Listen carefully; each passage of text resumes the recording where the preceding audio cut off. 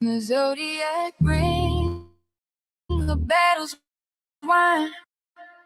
Virgo's logic clinging to the grind. August fire, September's mine.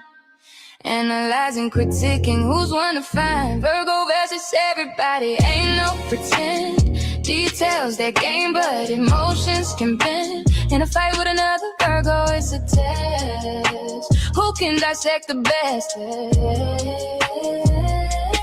Aries swings wild, Taurus digs in, Gemini dances, Cancer's feeling spin, Leo's pride gets hit, Libra smooths the way, Scorpio's intensity, Virgo can't play, Sax too free, Capricorn too stern, Aquarius and thought, Pisces isn't the but Virgo meets Virgo. I got details that game, but emotions in a fight with another. Oh, it's a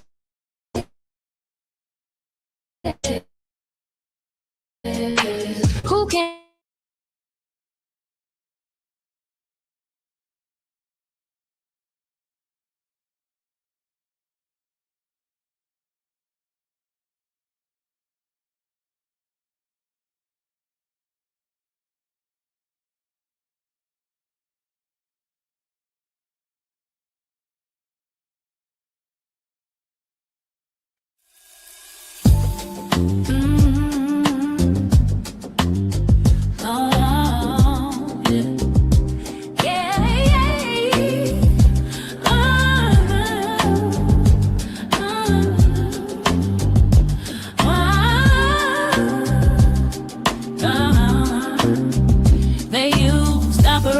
Mockingbird to control the narrative.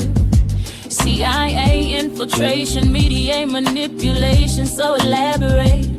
Targeting black communities, tearing down our pride. Attacking our women, our men, our history, our stride. From education to entertainment, they're trying to erase our legacy, our culture, our very own pace. Took our men out of schools, put them in the jail system. Left our women handling bills with no emotion, no support, it's a scheme. They destroyed our museums, took away our history, trying to make us forget our ancestors' legacy. But we won't be silenced, we'll rise above. We'll reclaim our narrative, our truth, our love. Operation Mockingbird, a web of deceit, manipulating minds, our communities to be. But we're waking up, seeing the truth. Our voice is loud, our resistance in you. They took Michael Jordan, tried to make him a joke. Tried to erase our greatness, our cultural stroke. But we're still standing, our history won't fade. We'll keep it alive, our legacy won't be erased. From civil rights to black power, our struggle's real. They tried to silence us, but our voices are still. Our community colleges, they try to dismantle, but we're building our own with knowledge and with battle. Epstein's files, they're trying to distract, keep the focus off the truth, our people's contract. They're trying to hide their plan to destroy our communities, our families, our girls, our boys. But we won't be fooled, we'll keep it real. We'll expose the truth, we'll make it feel. Our resistance is growing, our voices are loud. We'll take back our narrative, we'll break the mold. take Jordan down. He's clean, but Epstein's files are wearing the crown. It's a distraction, trying to shift the blame, keeping the focus off the Epstein game. Operation Mockingbird, a web of deceit, manipulating minds our communities to be. But we're waking up, seeing the truth. Our voice is loud, our resistance in you. Blue shadows fall, the mockingbird sings. CIA whispers, media wings, spreading lies, controlling minds, targeting communities, leaving scars behind. Operation Mockingbird aimed at the core. Black communities hit, Panthers on the floor. FBI informants sowing discord and fear. COINTELPRO tactics wending clear. They infiltrated, they manipulated our game. Use our own brothers to bring us pain. The Black Panthers targeted, leaders in chains. Fred Hampton murdered, his dreams in vain. Media distortion twisted the truth, portrayed us as thrifts, fueled the youth, took our message of power, turned it to rage, left our communities fractured in a cage. MK Ultra experiments, mind control games, used our people like pawns in their flames. They wanted us broken, divided and weak, but our spirit remains, our voices won't speak. From Chicago to LA, the struggle's real. They tried to silence us, but our message will prevail. The mockingbird song won't be the end. Our voices will rise, our people will transcend.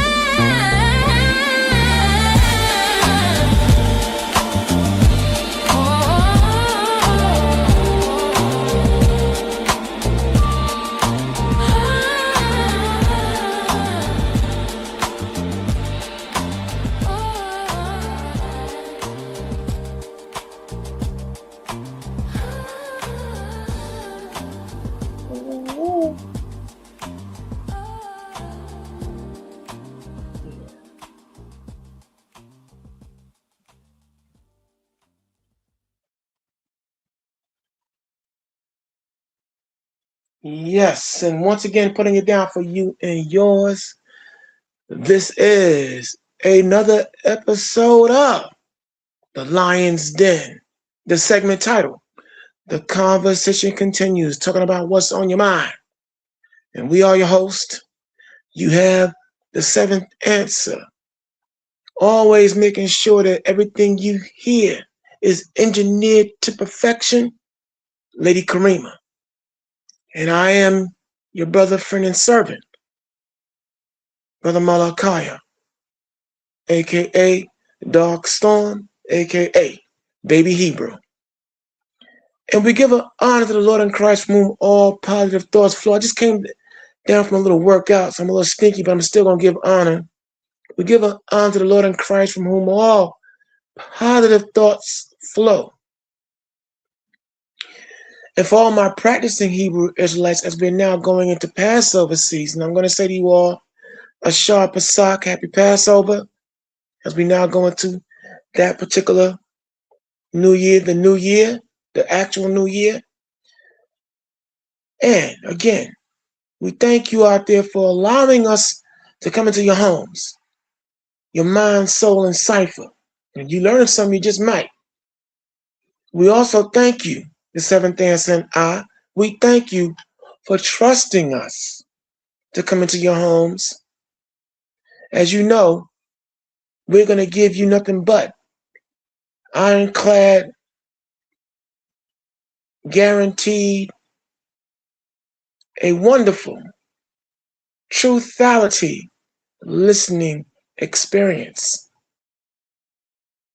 And you know the formula which makes this powerful machine work, the 7 I's, we always come with them. And that is what? Integrity, independence, okay? Inspiration, influence, insight, information, and intelligence. That's right.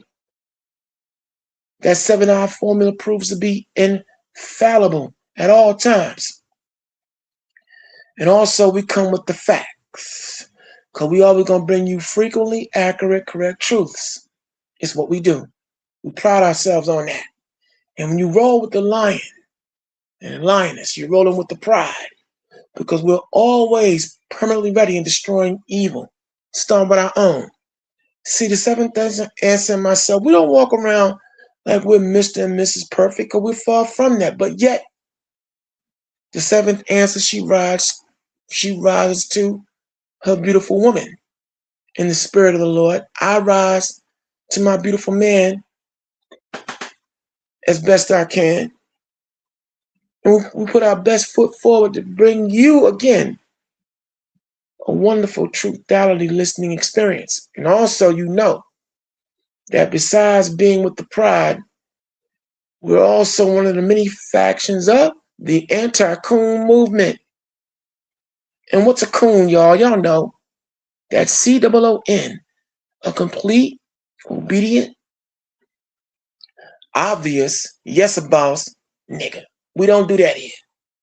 Never. We can't be bought, and more importantly, we're not going to be sold. And also here in the Lion's Den, this is also the home of point counterpoint. Every now and again, we may have little disagreements or maybe little tips, and we're going to go at it in differences of opinion. Some people call it a debate. But just a simple point, counterpoint, and then we just come to the conclusion that we love each other, and we're going to make sure that everything we bring to you is what? Pinpointedly accurate. All right? And that's why we roll in the spirit of Isaiah, the 41st chapter in the Bible, verses 21 through 24. We always come ready to produce our cause. We bring forth our strong evidence. Past, present, future is what we do. Yes. Because we also follow 1 Thessalonians, the 5th chapter, verse 21, which tells us that at all times we have to be ready and able to prove all things. Now, one thing we're not going to do, however, is give you a sermon. We're not going to inundate you with scriptures. You know, as I know out there, we have our non-Bible believers. But so we make this format, we make it palatable, a fancy word for tasty, easy listening. We make it palatable for everyone to come on in and vibe, click, and politic with us. And like the late Curtis Mayfield and Aretha Franklin, we're going to give you something that you definitely can feel. Because from city to city and state to state without no foul-up, bloops, or blunders, the seventh answer makes this Lion's Den a place of miracles and wonders. Miracles and wonders. All right? And now some of you out there, we know that you may not find this truthality listening experience pleasant because you like being lied to, you like lying, you like living in a bubble of confusion. Well, the seventh answer and we always give you our deepest sympathies and empathies because we're not going to compromise for nobody. So if you don't like the truth, reality that we're going to bring, you can leave right now. No one's stopping you. And trust me, you will not be missed. Okay? But for those of you who love the facts, the frequently accurate, correct truths that we bring, enjoy yourself and follow this number one house rule set forth by our also beautiful family member, Iron Manor. When you walk into the Lion's Den, you will wipe your feet, you will mind your manners, you will conduct yourself in an orderly manner and enjoy yourself.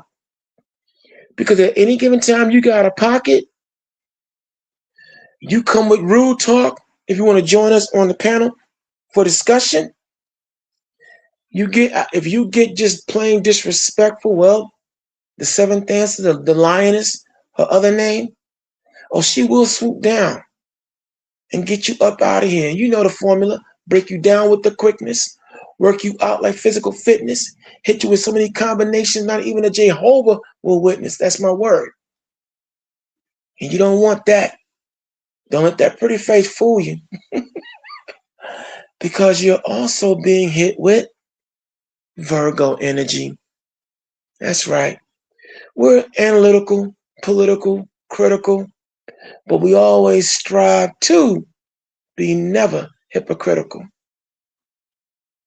And also, one more thing. Here in the Lion's Den, we always ask, aren't you tired of being lied to? Well, if you are, boy, you have tuned into the right domain at the right time, because we're going to give it to you straight with no chaser. And tonight, the subject matter is the axe man cometh. And who's going to pick up the tab? If you don't know what we're talking about, we're going to just start it off. Ladies and gentlemen, your president, the DJT, Donald J. Trump, along with Pete Hegseth, the leader of the Department of War. If you haven't heard, are now looking to garner another $200 billion for this abysmal war going on in Iran that we are losing. But these bozos now want another $200 billion. And ladies and gentlemen of the jury, who is going to pay for that? They have cut and slashed every piece of the budget of what we, the people, need already. Here it is now. It's been, what, about 2-3 more weeks? This war has started with,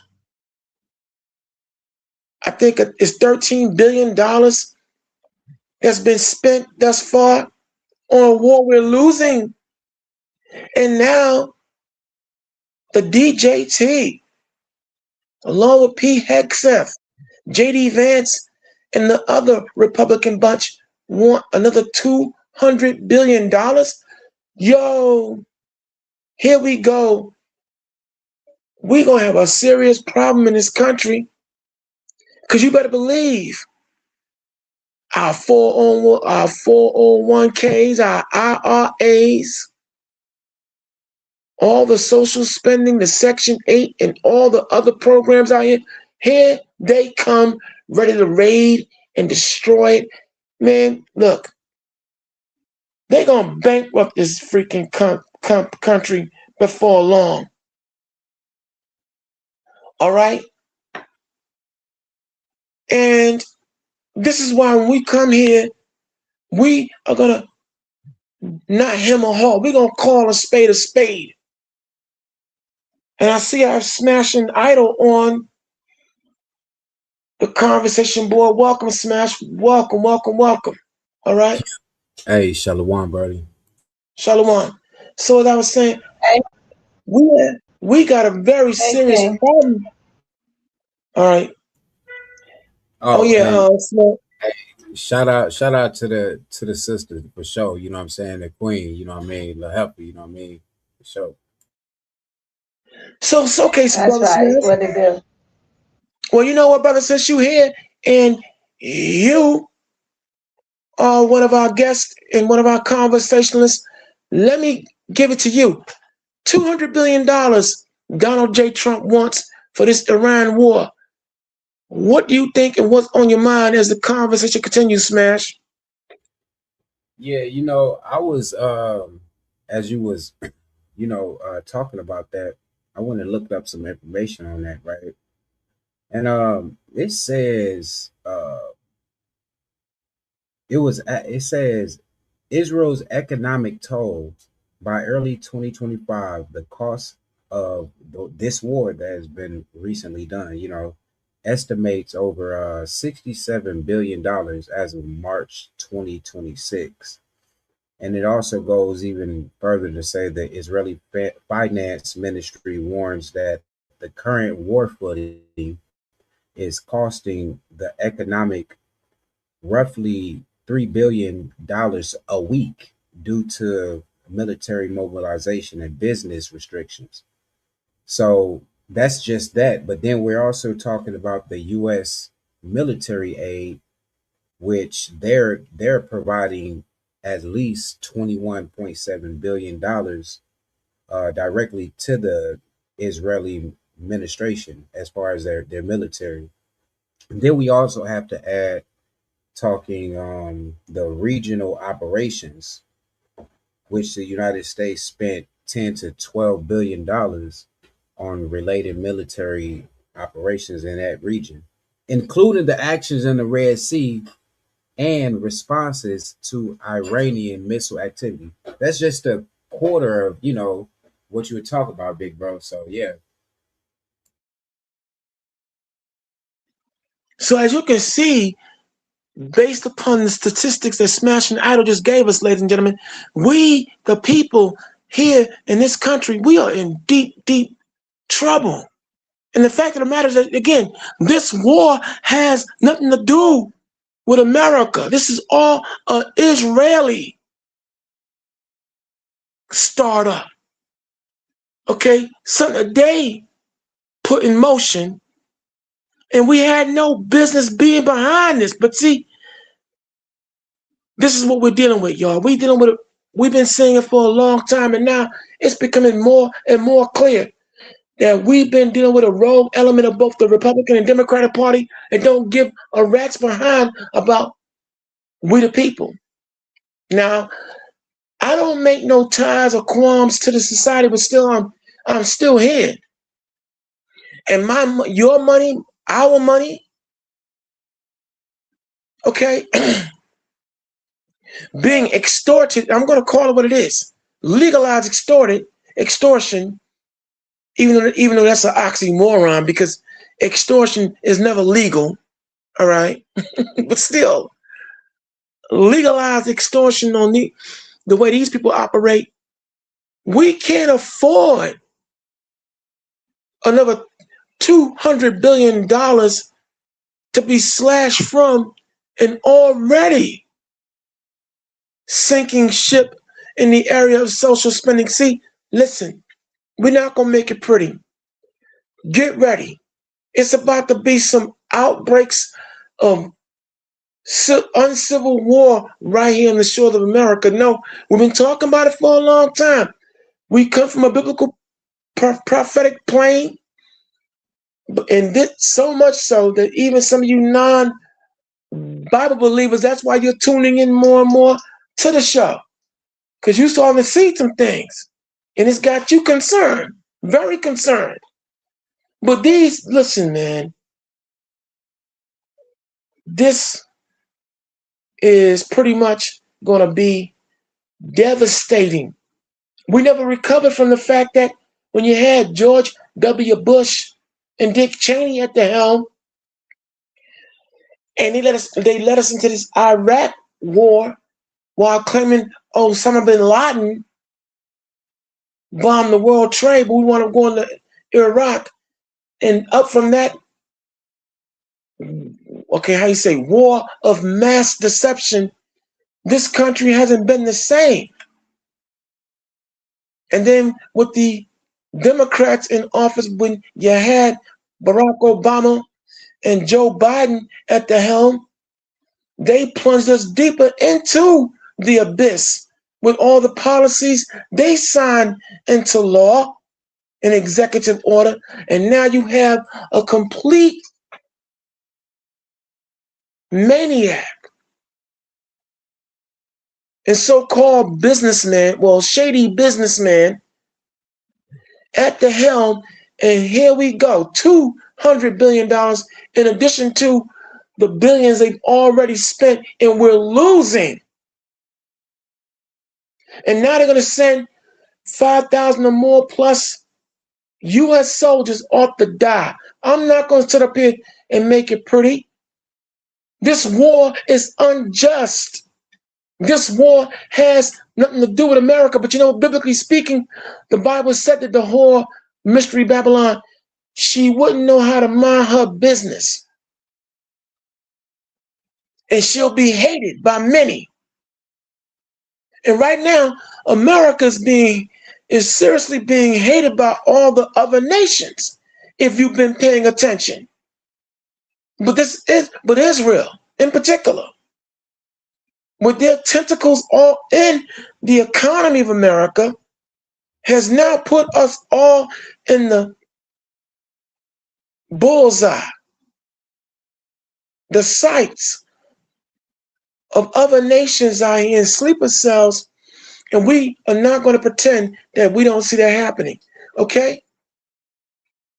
And unjust wars will not be won. Again, where in the world is Benjamin Netanyahu? He's still MIA, y'all. You know, on a personal level, I think he's out of here. But still, with all these cuts looming, smashing out, let me ask you, brother, what do you think is going to happen in this? What do you think is going to happen in this country? Perhaps, maybe I'm being too doom and gloomy. There's be some who will say that I'm too doom and gloom, that I just see things always so pessimistic. Maybe I might be wrong. What do you think? All right. What I think is, it reminds me of a song back in the day that I used to listen to. My cousin used to put me on. They go, "Ride with your foe, sitting in a cloud of smoke. Bump into your amps blow, 'cause the night is going down for sure. Tonight it goes down. Tonight it goes down." All I'm saying is, huh? Sally Sell. Come Sally on, man. Sell. Yeah, I'm saying they going down. You feel me? It's going down in a cloud of smoke. You feel me? That's how I feel about it. That's just it. You know what I mean?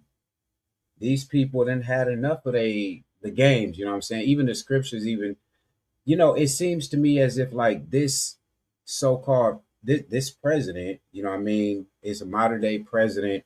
Well, it's a present day president, modern day king, right? This guy has basically like depleted all loyalty to this fake Israelite nation, right? Like, and you got to think about it.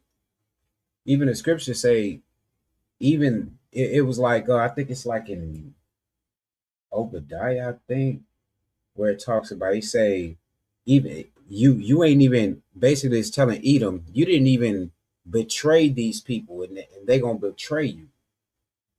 You know what I'm saying? At the end. And we can see that America, they've been so loyal to this so-called Israel, this country, this state of Israel, you know what I mean? But as we can really see, bro, these people don't care about the nation of America at all. You know what I mean? They don't even understand these people are going to be your downfall. You were the big city sitting on a hill. Everyone liked you. Everyone wanted your monetary gain. They wanted to be like you. They wanted to grasp your slaves' culture like you do. All of that. You know what I mean? But now there comes a time where you're just gonna, the nations are gonna come against them. These people right here that we're at, and wherever else they run. I mean, that's it, bro. I have to agree with you, because now, as we've seen these last couple of weeks, you have China, Russia, now coming up behind, Korea, all coming up behind, Iran to back them and everything else. So, we do see this thing happening in real time and all that. Now, I heard you say that Donald J. Trump and company, they pledged to Israel. What do you mean by that? I mean, you could just tell, you could just look, you know what I mean? You could see that they like they made some pact with them. Even like I was watching something, and you know, some people say that the Netan dude, you know what I mean, is no more, unalive, right? And then they had a clip where they were showing DJ, you know what I mean, it was like the day of or something like that, 7 days after the Shiva or whatever they do, that they showed a clip where he was walking down the aisle and he like looked really distraught. You know what I'm saying? And what I'm saying is this dude has like literally pledged all. I mean, come on, man. The dude, what was his first what is it?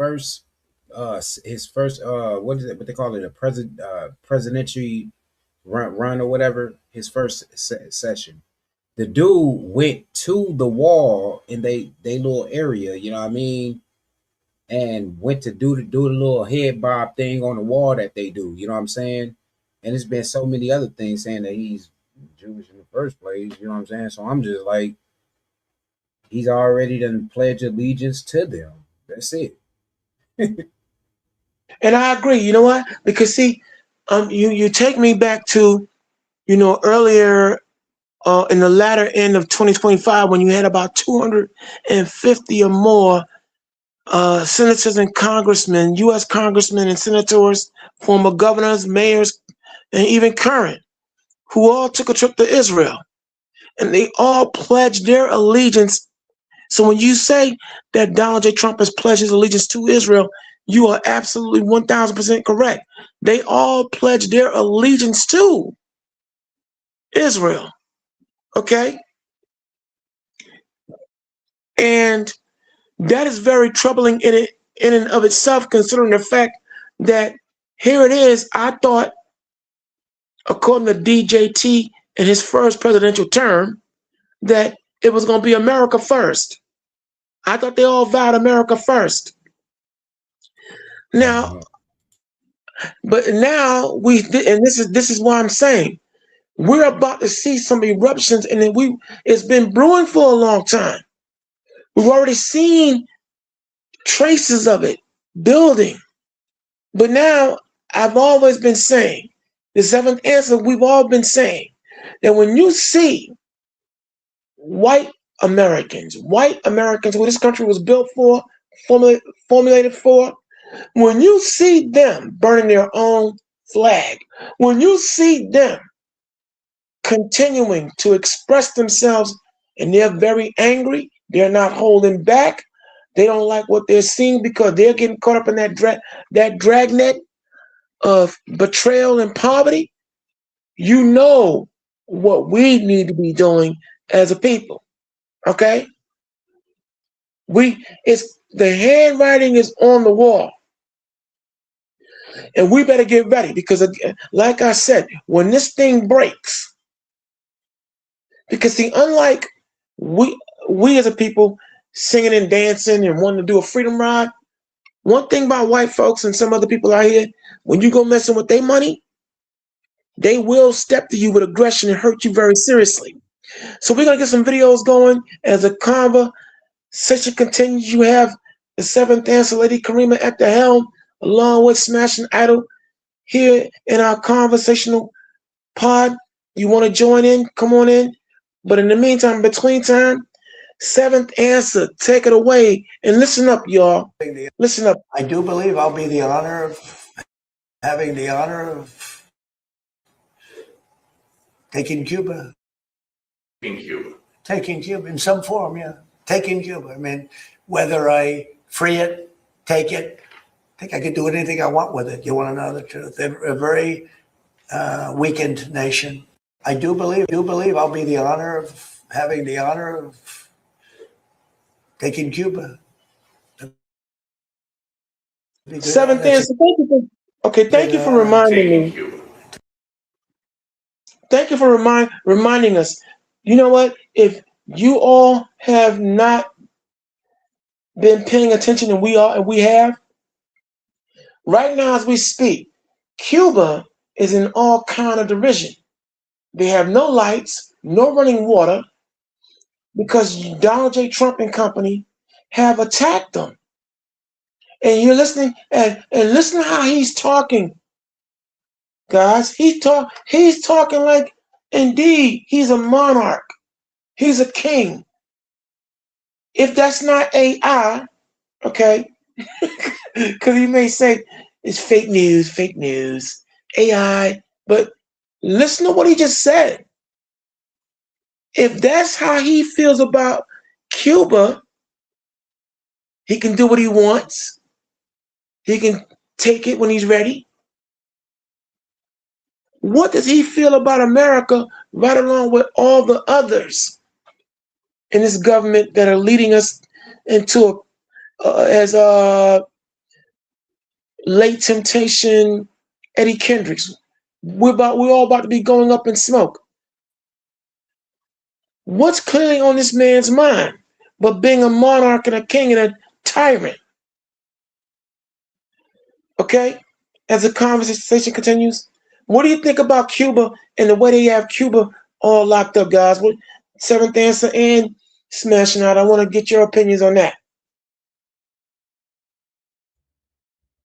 I would have to let sis speak on that because I ain't gonna cap.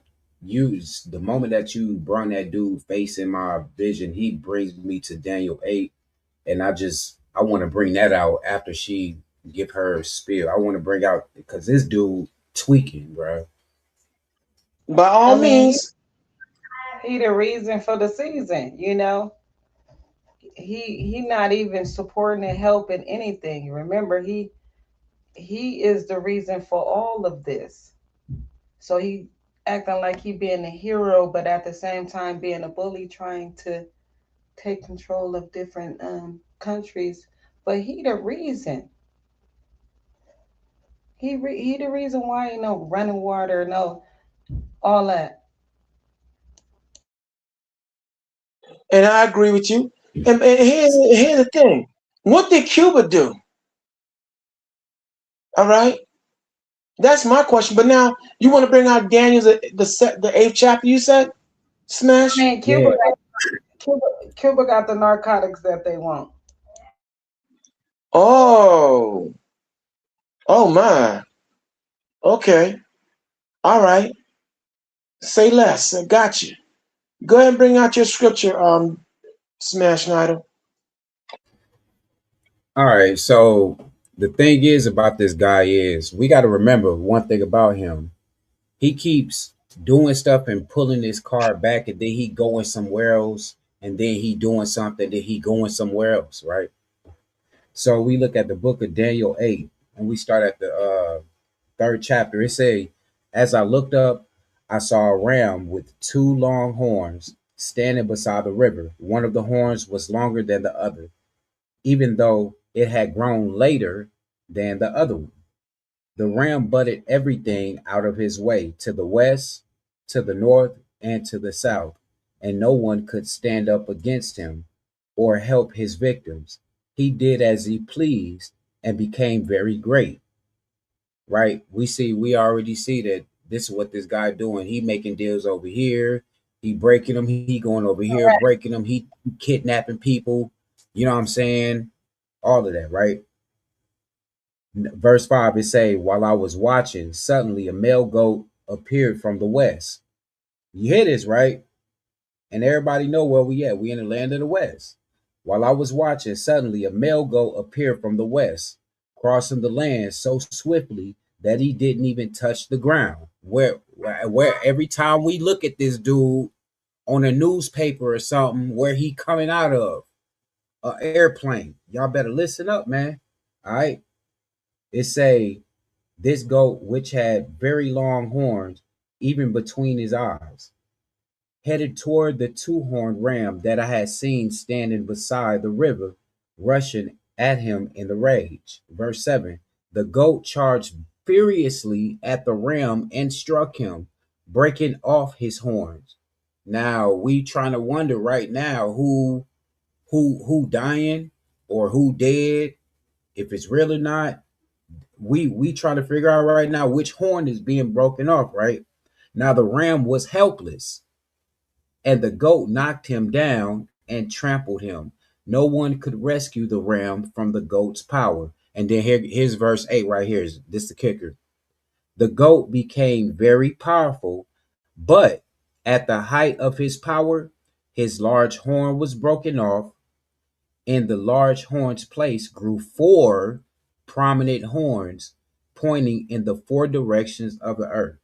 Yeah, y'all can go and read the rest of Daniel 8, you know what I'm saying, for edification. I'm just saying, bruh, when I look at this guy, DJ Trump, I see this guy being some type of raging bull going from east to west to north to south. You know what I mean? And he creating havoc everywhere. That's it, Now, bro. but now let me ask you this, Smash. For our non-Bible believers who are listening, right? Some may say, well, why is he reading a random scripture?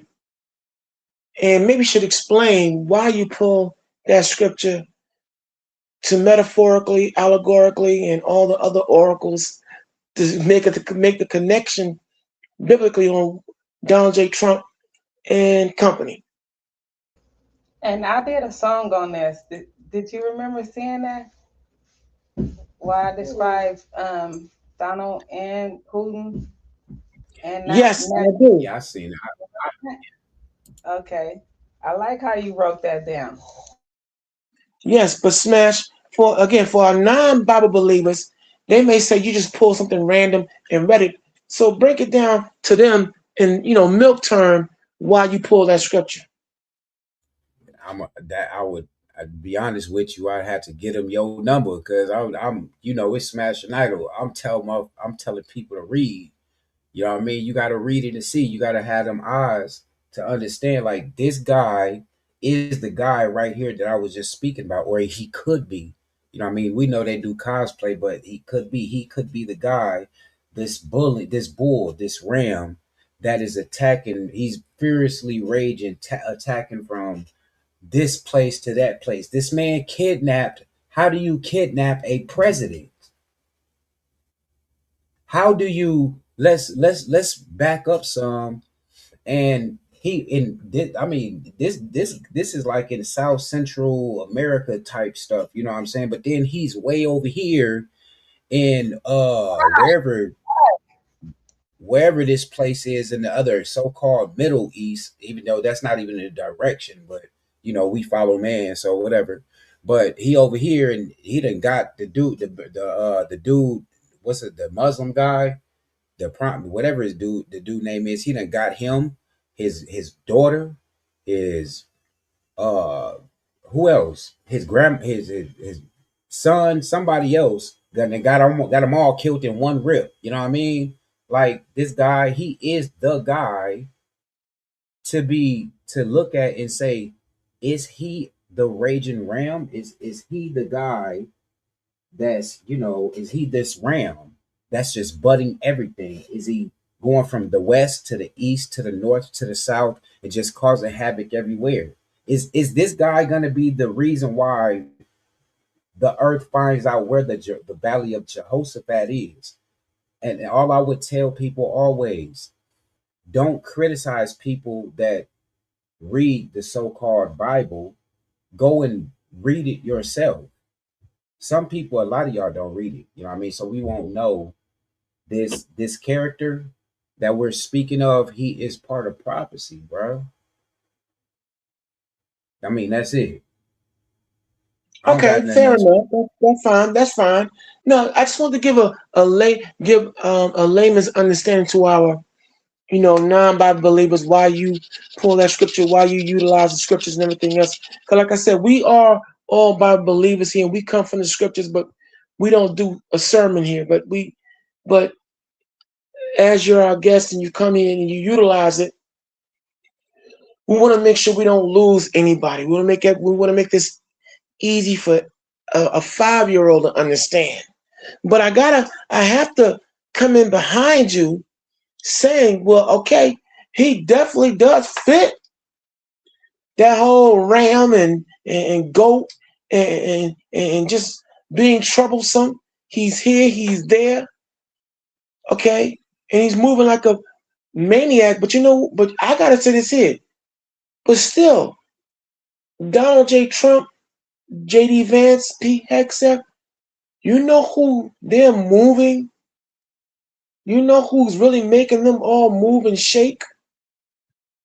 And we better keep a tight eye on him, because he might be the true life Damian Thorne, that Jared Kushner dude. Okay?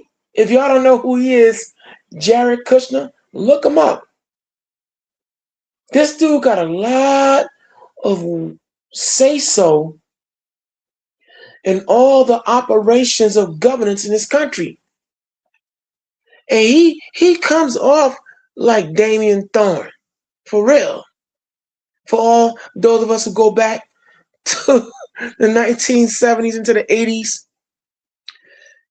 about the movies The Omen, where you had Damian Thorne who would rise and be prominent and be ambassador to Britain on his rise to the presidency, and trying to, as he's the son of Satan, try to bring the whole world under a satanic dragnet. But that Jared Kushner dude, he gives me real bad vibes. But my point is, the DJT is the figurehead, and the missing figurehead in Benjamin Netanyahu. Again, this war was started by Israel. Israel been wanting to get at Iran before some of us were born. Okay? And here now, we're, I think, 5 to 6 weeks in, and we are getting killed over here. I'm not going to make it pretty. When I say killed at this time, it is, talking about from a financial standpoint. All right? These slashing cuts to Medicaid, Medicare, and the SNAP, and all the other programs that are needed by a great many people here, they have already raided that by courtesy of Israel. Okay? And now they want $200 billion more. I want you to think about that out there in the listening audience. Who's going to pick up that tab? Who's going to pay for it?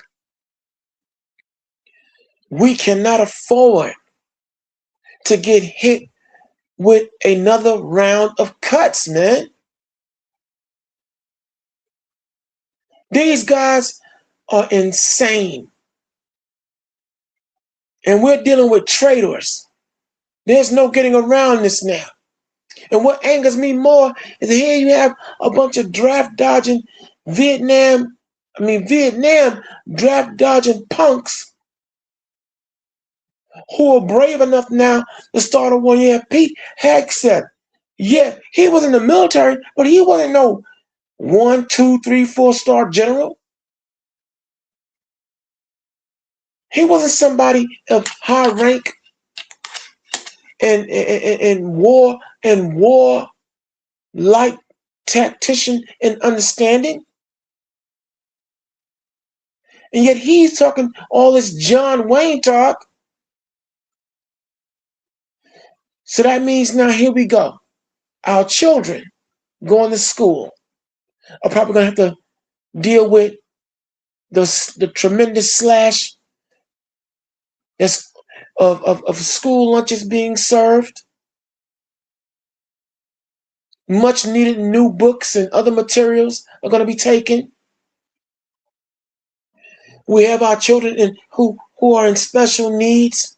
They're going to probably feel that pinch and that burn as well. Then we're going to go into our elderly who are going to get wrecked and rocked. Like I said, man, this abyss is getting deeper by the moment. And I'm telling you right now, here on this show, we don't advocate no sedition. We are not advocating anyone to pick up arms and go out here and do anything that will be considered subversive by this government. But what we are going to do as responsible speakers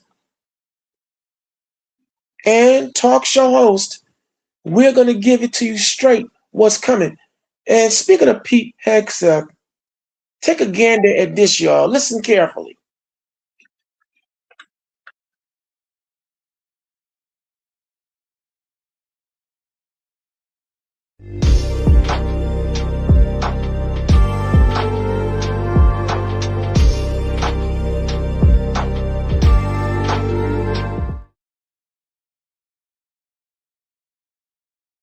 Secretary of War Pete Hegseth not holding back on the price of war. As far as $200 billion, I think that number could move. Obviously, it takes money to kill bad guys. According to a senior administration official, the department has already sent the request to the White House. Going back to Congress and our folks there to ensure that we're properly funded for what's been done. For what we may have to do in the future. The proposal is expected to face pushback, especially from Democrats who have opposed the war from the start. It is beyond the pale that the administration is now floating the possibility of coming to Congress and asking for tens of billions of dollars more. Meanwhile, Prime Minister Netanyahu denied claims that were pressured the U.S. into the conflict. Does anyone really think that someone can tell President Trump what to do? Come on. President Trump always makes his decisions on what he thinks is good for America. Airstrikes hit the world's largest natural gas field, South Pars, in Iran on Wednesday. During that same press conference, Netanyahu said Israel will hold off on further act on the site at President Trump's request. No, I'm not putting troops anywhere. Have since launched coordinated strikes, energy infrastructures across the region. Those attacks were in retaliation for an earlier Israeli strike on that Iranian gas field we talked about, and have sent global fuel prices surging. Okay, Smashing Idol, seventh answer. What's up with y'all, man? What's up with your man Pete Hegseth, y'all? Huh? Niggas die every day, B.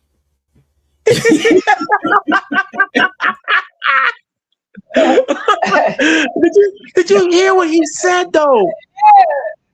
You know what's Right. that's Money to kill bad guys. Like, wow. not only, but hold on, seventh answer.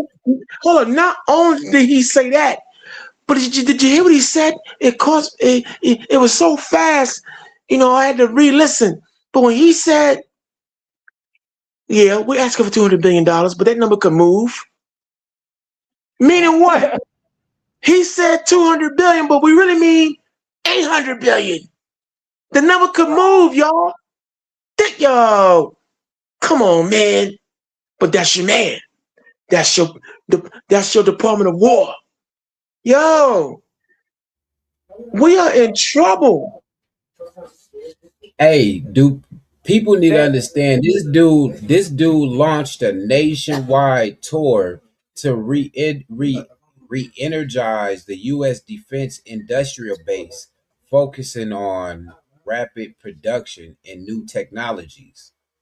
I don't even know what that's supposed to mean. I heard somebody say that Netanyahu dude was like a war criminal, but it sounds like this dude either above him or right up under his wing, bro.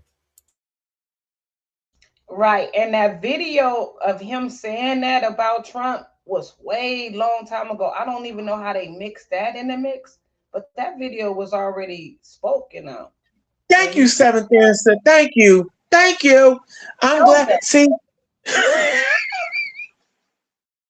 Okay.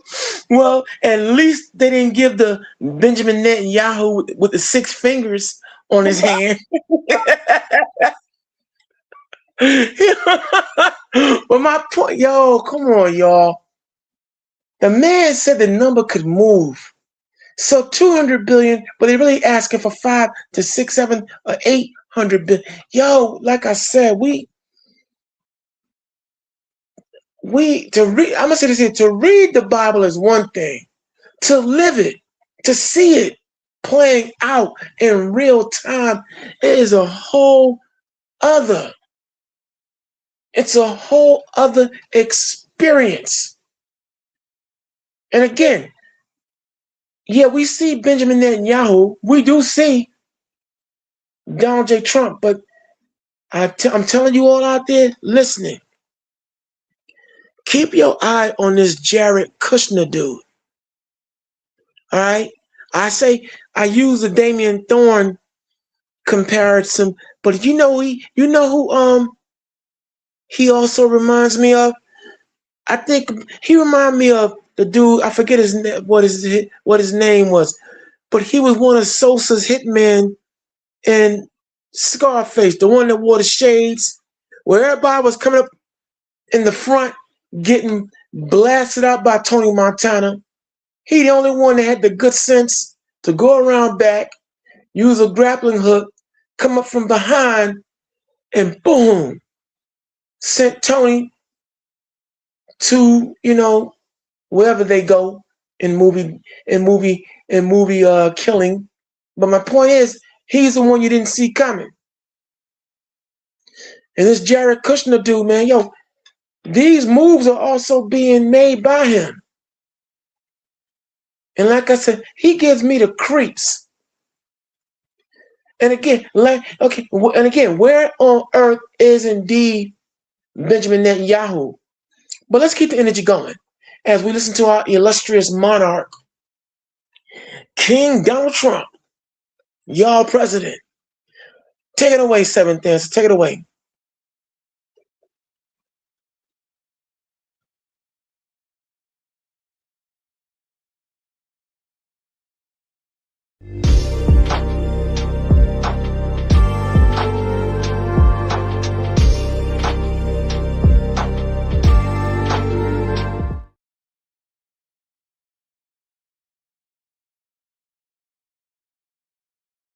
Going to ask Congress for an additional $200 billion. Well, we're asking for a lot of reasons beyond even what we're talking about in Iran.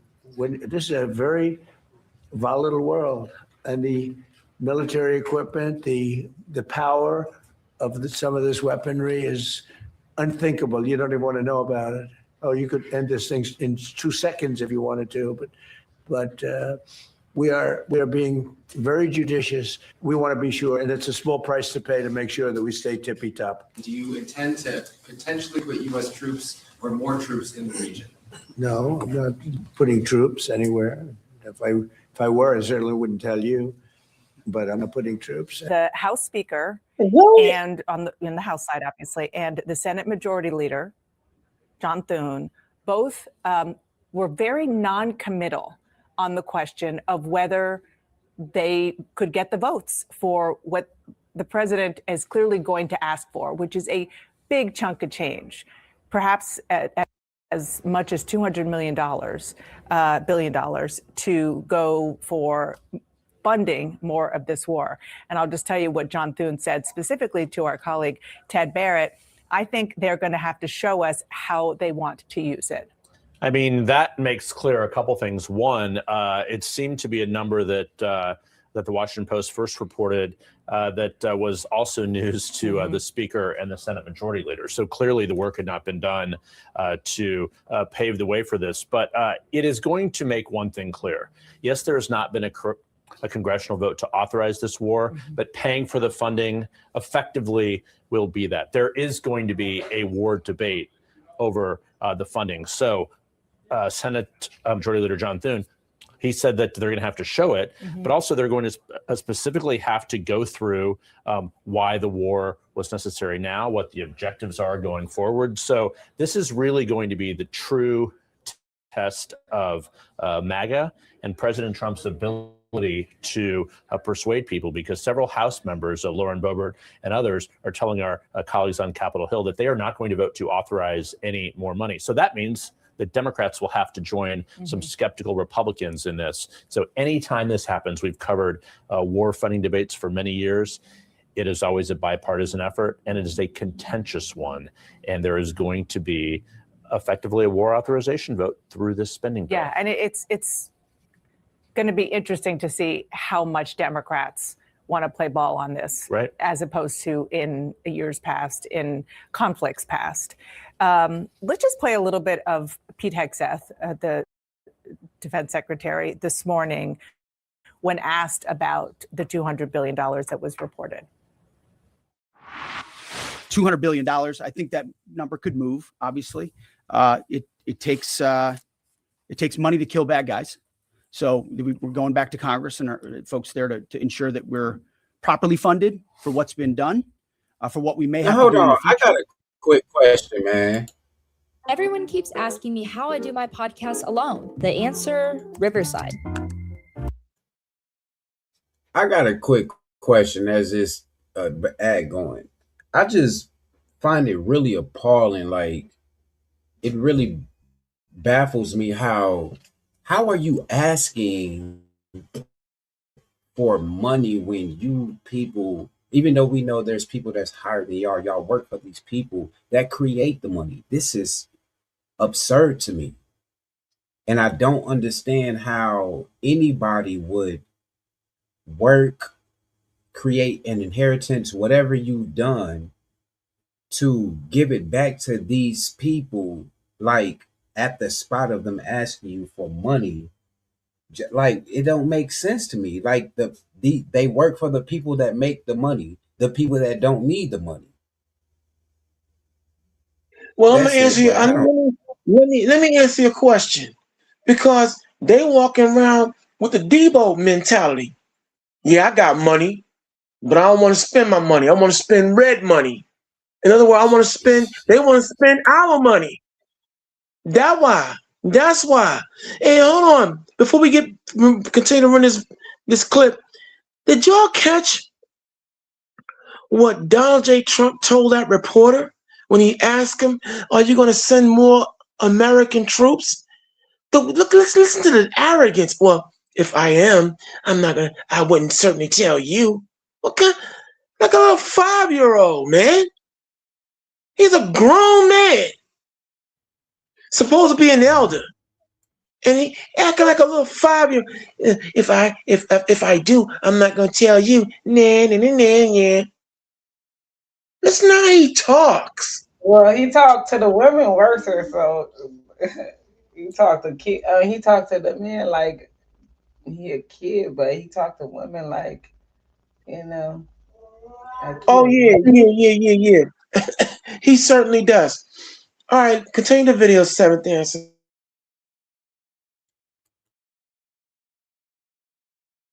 Bad guys. And Liz, I want to bring you in 1 second, but I do quickly want to play what Senator Lisa Murkowski from Alaska said this morning about this.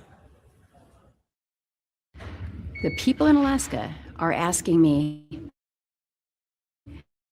how long is this going on? Are there going to be boots on the ground?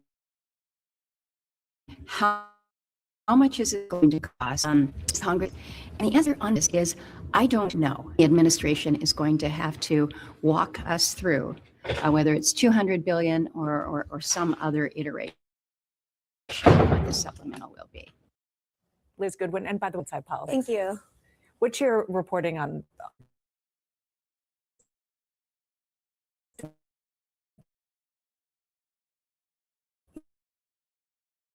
So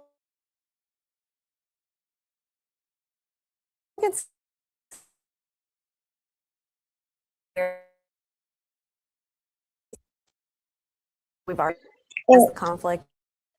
Okay. Get out of the situation where the strait is closed. There's frustration that senators have even said out loud now, Republican senators, about they don't feel as if the administration was prepared for. And I think that's what they're demanding to see before they give this a blank check. And you just heard the president talking about that, insisting that he actually thought that it could be worse, that he was very, very much prepared for the energy questions. If that's the case, and how you define work, the U.S. and maybe the least for the U.S. because the U.S. is now much more energy independent than in the past, but for other countries around the world, especially, as I mentioned, Japan was by the minister. He was talking about whether more troops are going to go in. He claimed no. He's dealing with whether or not and how to get Congress, a reluctant Congress, to spend a lot more money on this war. And just as we're talking, there's more evidence that there's some economy, there's so much, and that is that just jumped to the highest level in more than 3 months.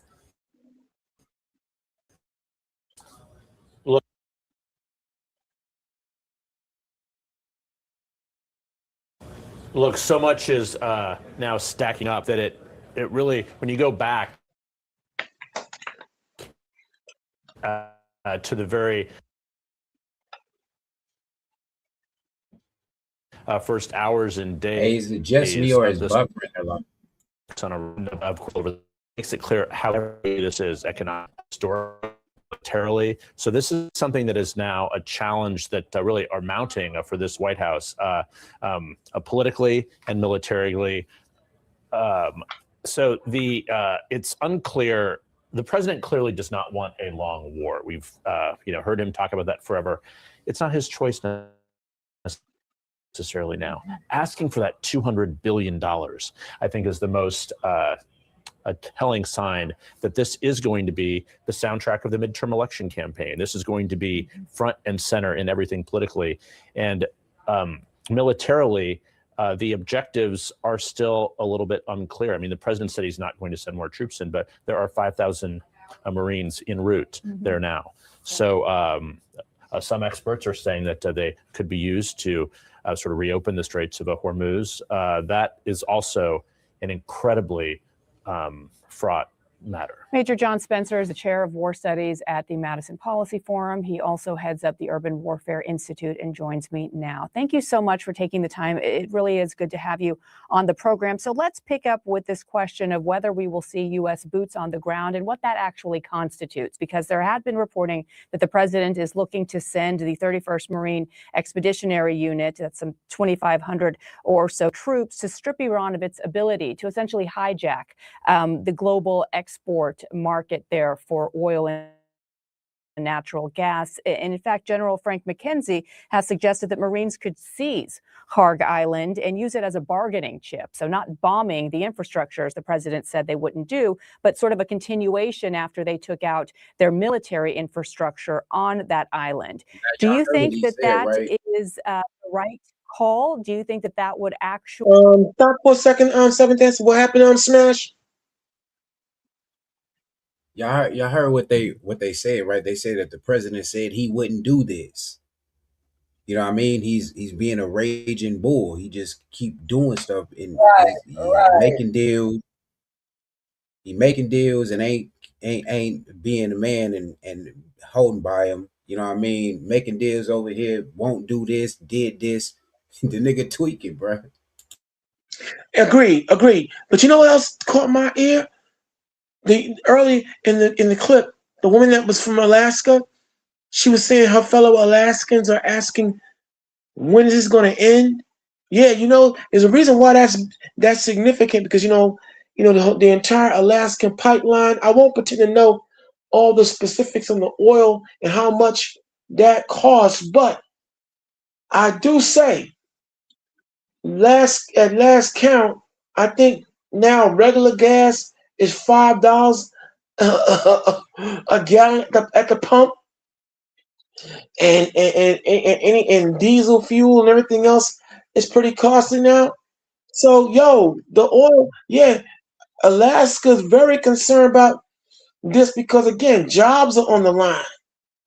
Okay, that Iran is oil rich, and they're breaking down a lot of infrastructure over there, American-wise, oil reserves. So this pinch is being felt already so when they say 200 billion, like I said, it's 800, and we about to feel even worse. Watch. Damn, man. Run the video, Seventh Dance.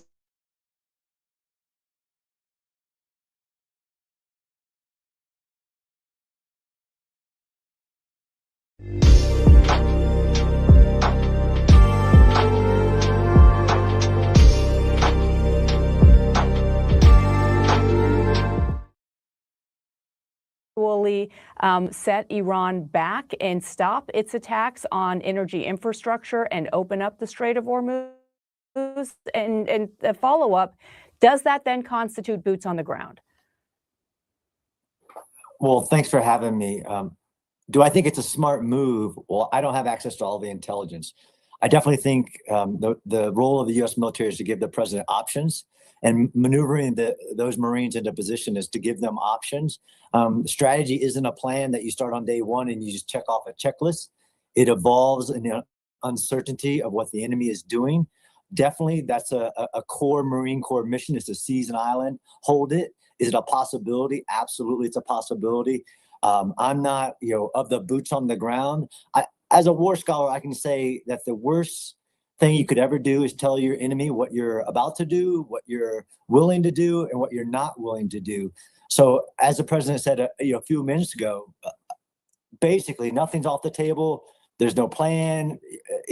You don't want your enemy knowing what you're going to do. I can say with strong conviction that I don't believe people that want to take boots on the ground then transfer that to ground invasion, transfer that to nation building. I was a part of the invasion of Iraq, over 170,000 troops.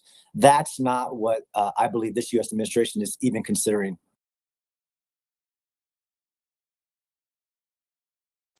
Translation, boots on the ground. And see, what they don't even realize is how predictable they are. What do you mean? He talking about, well, we don't want to, put out there exactly what we want to do. You've already done that. What is he talking about? It's so they don't even realize how predictable they are in their arrogance. Go ahead, Smash Item. I don't even think they understand like the amount of time that these people have been running the so-called earth. I'm talking about the Western people, right? The amount of time that they've been running this, it don't even equate to the time that these people have had this land, that land that they're in. They know the land at the back. Why you think they keep telling them, come on, cross the line, come here. You can bomb, you could do all of that. Y'all gonna run out of that. Come here. Come to where we're at. You know what I mean? These people, they got high mountains, all of that. You think these people ain't got caves and stuff already in store for these? I mean, come on, bro. Like they could try to misobey that mug. It don't matter. It's gonna be people coming out the rocks. They keep telling them I seen something that the Iranian dude basically told US, we want y'all to come here. We want y'all to put boots on the ground. Come to our land and see what happened. Now, the dude can do that all if he do it, you know what I mean? Hey, it's lights out. And it looked like he finna go do it. So I don't know. But Smash Now, look. We cannot afford to go in here on no conventional warfare. Look, many of these people out here, like you just said a minute ago, they are well versed in guerrilla warfare. From Vietnam till now, every war that we've entered, America tends to go in conventionally. They're not that skilled and gifted in guerrilla warfare. Okay? He mentioned 170,000 troops wound up going into Iraq. And look how they all came back. Thousands upon thousands of them wound up what? Dying for nothing. And it hasn't been right since. Come on, man. Hey, So she said they gonna wild. go.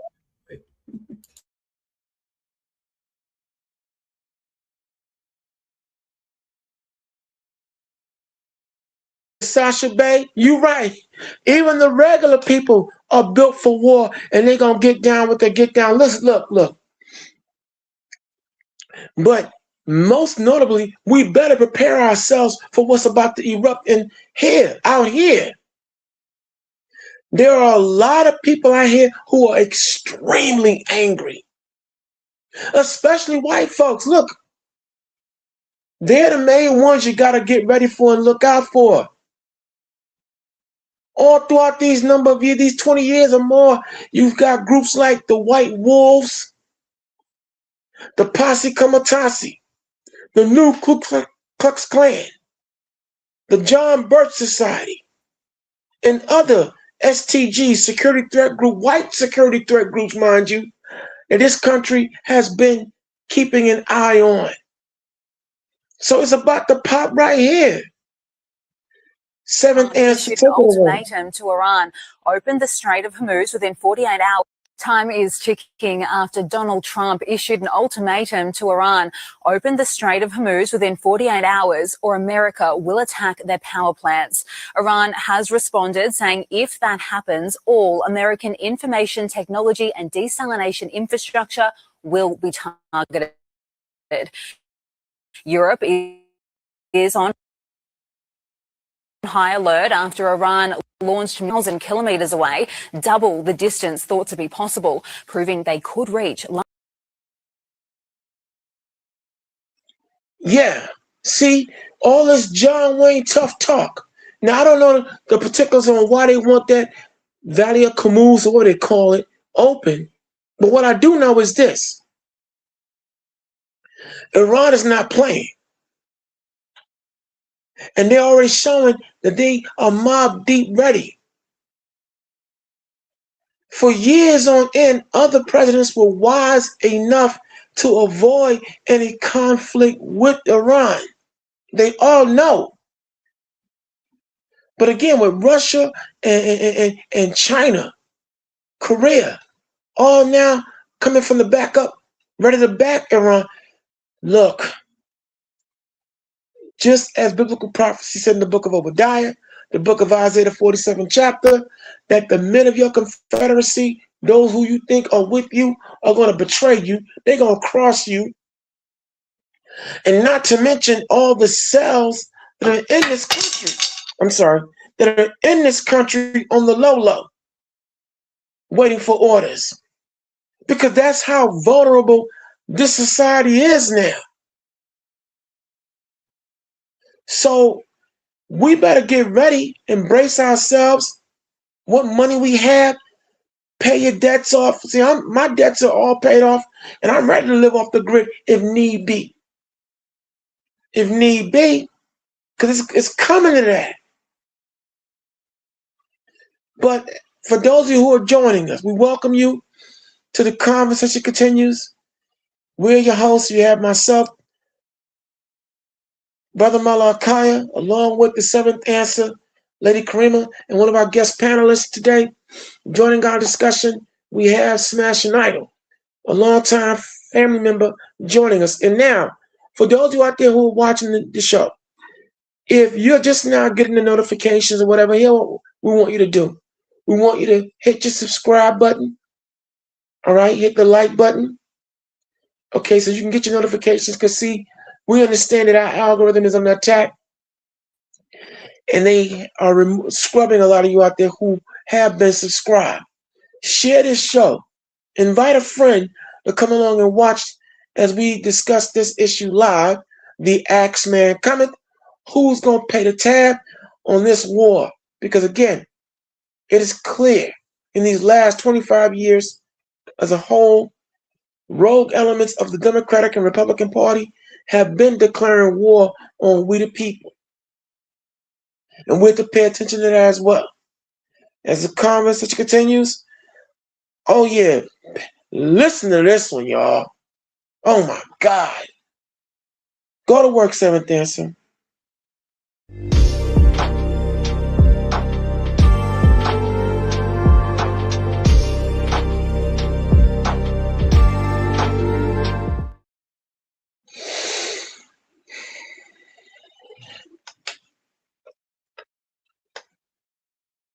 And I looked at what gas prices are in my home state of Washington for diesel and over $5 for regular unleaded. And that is an increase of over almost $1 before just in the last couple of weeks. And so I know what my constituents care about. It's the fact that they can't afford their gas. Childcare right now is around $21,000 per child in the state of Washington.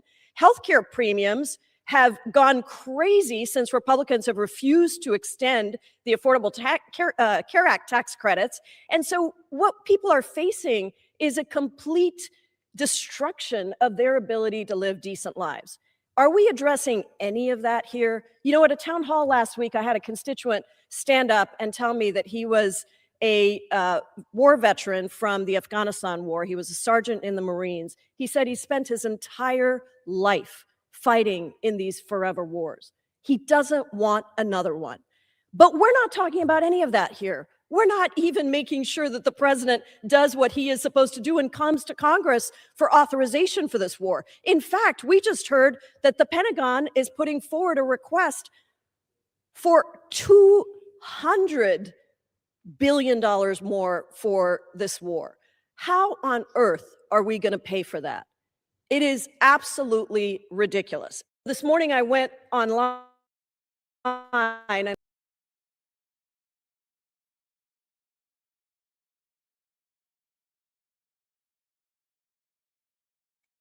Yeah.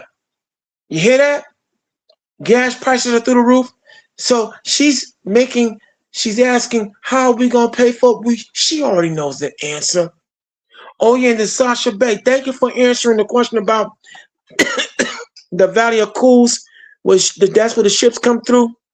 Thank you for answering my question. Thank you very much. But she knows where the money gonna come from. She know who's gonna pay for this. We are.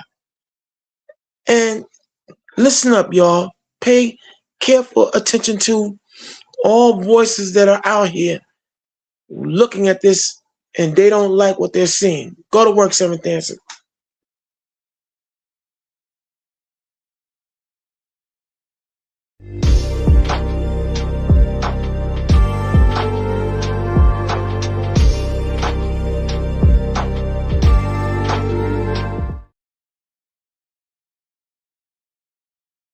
$1 billion for the war in Iran. That amount would have funded most of the things Trump cut just last year. Just to put this into perspective, SNAP helps feed more than 42 million Americans, and it was cut by $186 billion over 10 years. 70% of SNAP beneficiaries are elderly, disabled, or children. The projected cost of this war is more than feeding people for 10 years. Medicare was cut in the Big Beautiful Bill by $536 billion over 10 years. That's roughly $53 billion. Pete Hegseth is asking Congress for $200 billion for the war in Iran. That amount would have funded most of the things Trump cut just last year. Just to put this into perspective, SNAP helps feed more than 42 million Americans, and it was cut by $186 billion over 10 years. 70% of SNAP beneficiaries are elderly, disabled, or children. The projected cost of this war is more than feeding people for 10 years. Medicare was cut in the Big Beautiful Bill by $536 billion over 10 years. That's roughly $53 billion. And there you have it, in brass tacks terms. And this is what we're dealing with. See, our elderly, our young, just as the Bible said in the book of Deuteronomy, that we be dealing with a species of people that would have no regard for the elder or for the young. $186 billion. I want you to think about that. That's a lot of money to lose, and $586 billion in the area of healthcare. That's a lot of money to lose, but all this money for war. Go ahead, Seventh Answer. Take it away.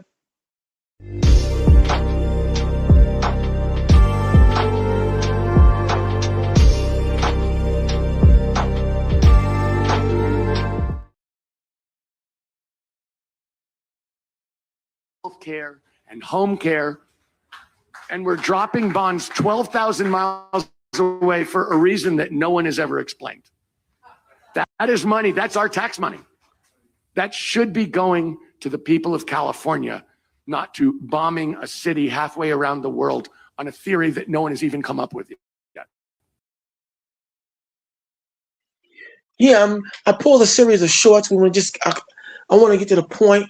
But did you hear that? You see what's happening? And yes, Sasha Bay, Israel is indeed hiding their hands. And America's footing the bill for an Israeli war. You are absolutely correct. But Smash or Seventh Answer, I mean, what's your take on the fact that the young lady said $186 billion taken from SNAP and EBT? What's your take on that? What are we dealing with? I'm like, Smash. Why they crying over money when they can create it like at a drop of a dime? Like, why is it all of a sudden that they need to get the money from the people and there's no more creation of money? What is going on here? Well, I was under the impression one movie, man. Go ahead, Smash. Go ahead. Hey, bro, what's that one movie, or it's like a series or something, Hunger Games or something? It seemed like they try to create that type of stuff. You know what I mean? It's like they doing Hegelian dialects. They creating stupid problems and then try to bring a solution as well. You gonna ask these people for money? Well, y'all like Sis said, they could just create it, bro. Like, I don't know. It's weird.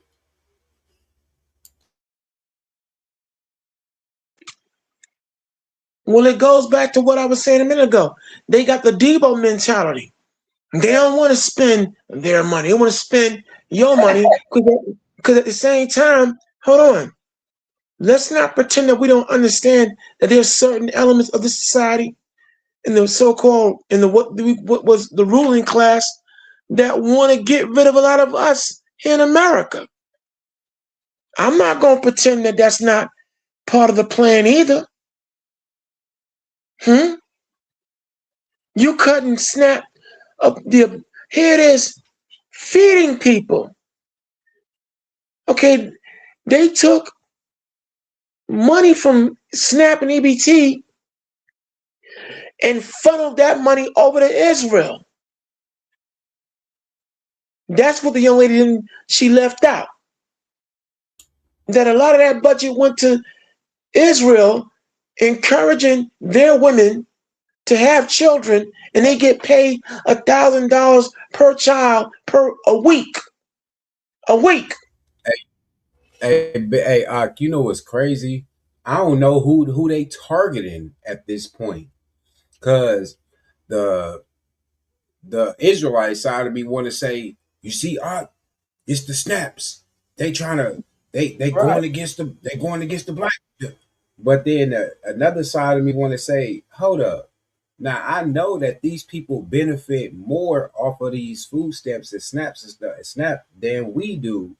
So why they trying to create something and then, you already know they got the narrative, the blacks got it more. So they trying to make it seem like, yeah, vote for giving the SNAP, donating the SNAP money to the people, and they don't even understand these other people, these white people, you know what I mean? They don't understand. They taking y'all stuff away too.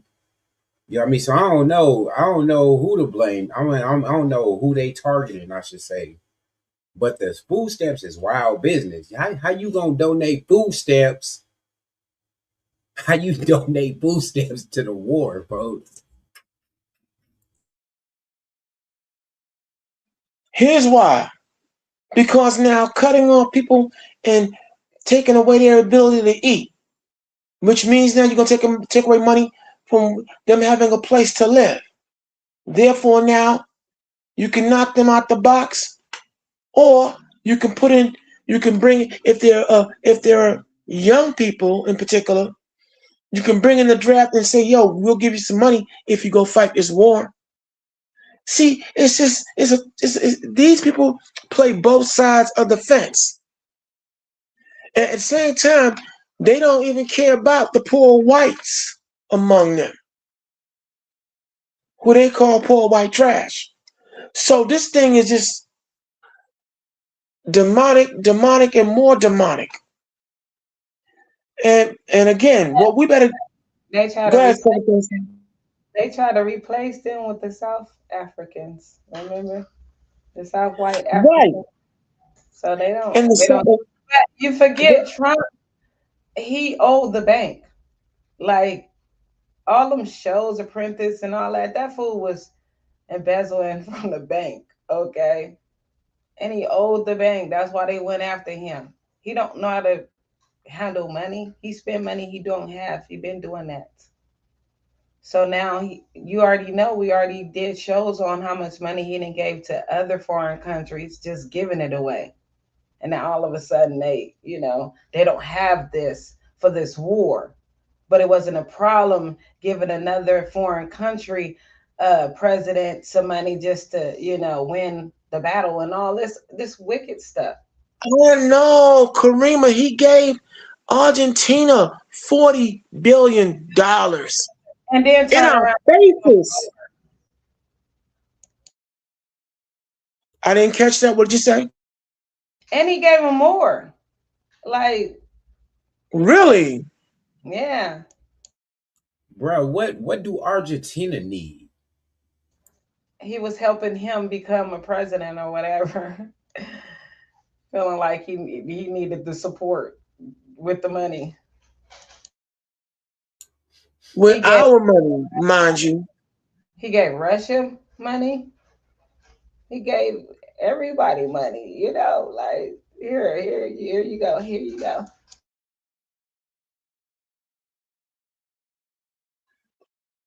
And you know what? And put the link in, because Sasha Bay is dropping it. And you're more than welcome to join the conversation if you want. But yo, what did you say? What'd you say on Smash Idol? No, I was just asking, sis. So you mean to tell me this dude done gave all these people money, but got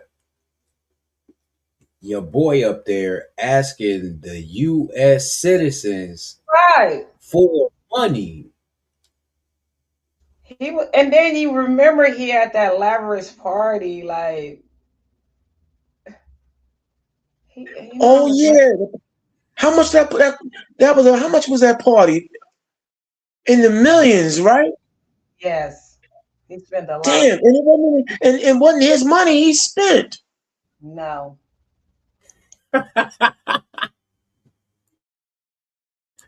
It ain't funny, man. Man. Oh man, that's wild. Anytime it comes to us needing anything, this dude have a problem. But everything else, he the one sent them into war. He should have already figured out how much it was going to calculate. I agree. All right. But I do know this here, that, okay, these round of cuts, something, I might be wrong. I'm hoping I'm wrong. But these next round of cuts, I think this is going to be where we're going to see action right here on these shores. And that's what they've been bracing for as well. This a true meaning of, if you ain't got the money, do not go to war. Do not make war. Like, if you ain't ready with the money-wise, and this is the street mentality, like, if you ain't got that money to go to war, why are you going to war? Like, you got to be ready. Well, you know why? Because they've been winning for so long, they thought that it would never come to them losing and that nobody would ever be able to take them down. But see, as biblical prophecies in full effect, and we're now seeing the shift. Everything is spiritual. We're seeing now, a paradigm shift, and they're having a hard time with the fact that their charm life is over. I keep telling you, this is what he's supposed to be doing. He's trying to crash the economy Remember, I told you this. I keep saying this. His job is to crash it, however, and create a war so he can continue being, you know what I mean, the president taking out. I mean, he works for Putin and he works for Netanyahu, okay, to destroy America. Let's keep it real. Well, they are fast tracking on that course. I know that much. I mean, he All right. already broke his alliance. That was the first, you know, dismantle that. And then, you know, break down all the, you know, programs and, you know, things that we got into place. Like, he just breaking it all the way down. He's doing exactly what they told him, they put him in office to do.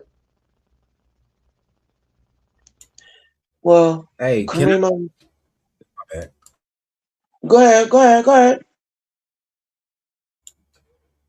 I just wanted to chime in on something like, for people that may be like in the loop of like they don't know what's going on, you know what I'm saying? They just see, you know, well, just rumors of war. I mean, I don't know what's going on, you know what I'm saying? I just want to put something into perspective, you know what I'm saying? The scriptures tell us like all these countries, all these nations, you know what I mean, they're going to go to war with each other, you know what I'm saying? So we got to look at the stuff that like they not telling us. Like, we hear about, you know what I mean, we hear stuff Trump saying, yeah, you know, it's been these many casualties and we're doing this in Iran and this and this and this, right? But we got to think about all the other forces that's backing up Iran, you know what I mean? We talk about China, we talk about Russia, North Korea, Hezbollah. What is that? I think that's Lebanon. You know what I'm saying? We talk about Yemen, Iraq, and Syria.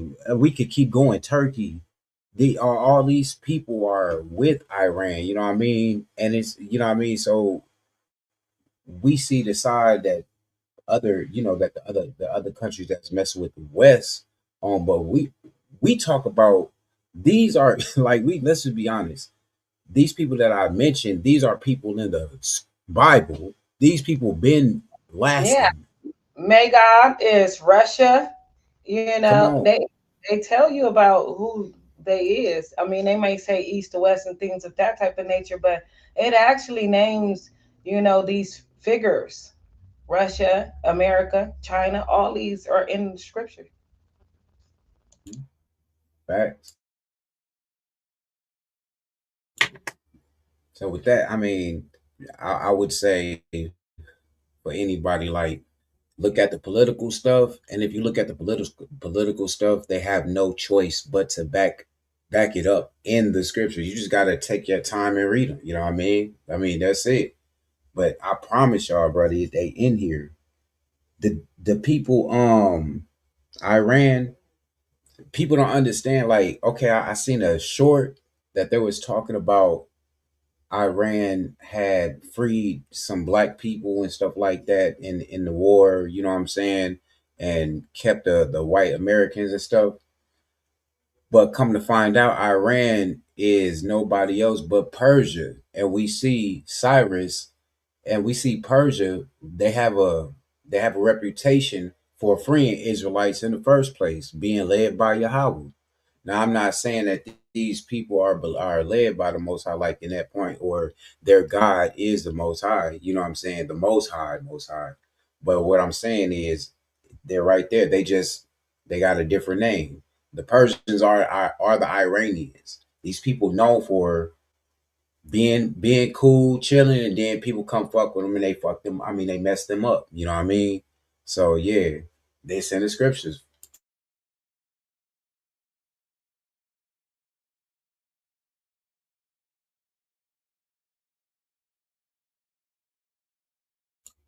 Oh, you got it, baby Hebrew. Okay, but I'm gonna say this here. Sorry about that. But what I'm gonna say is this here, man.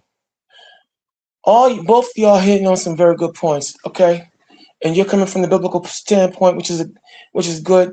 But my thing is, again, for me, my biggest problem is here we are in the crossfire and not being able to do anything about it.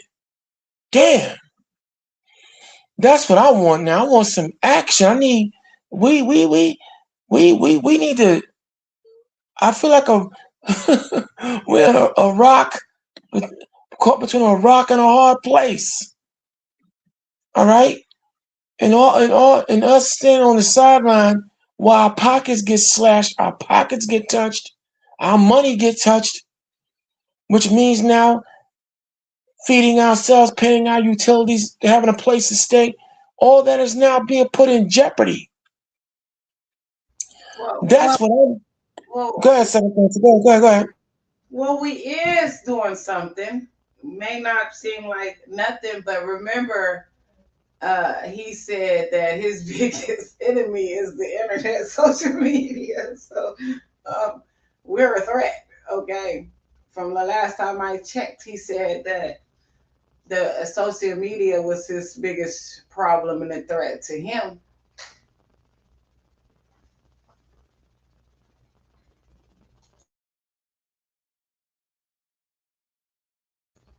You forgot. That's the reason why they trying to take over TikTok. True.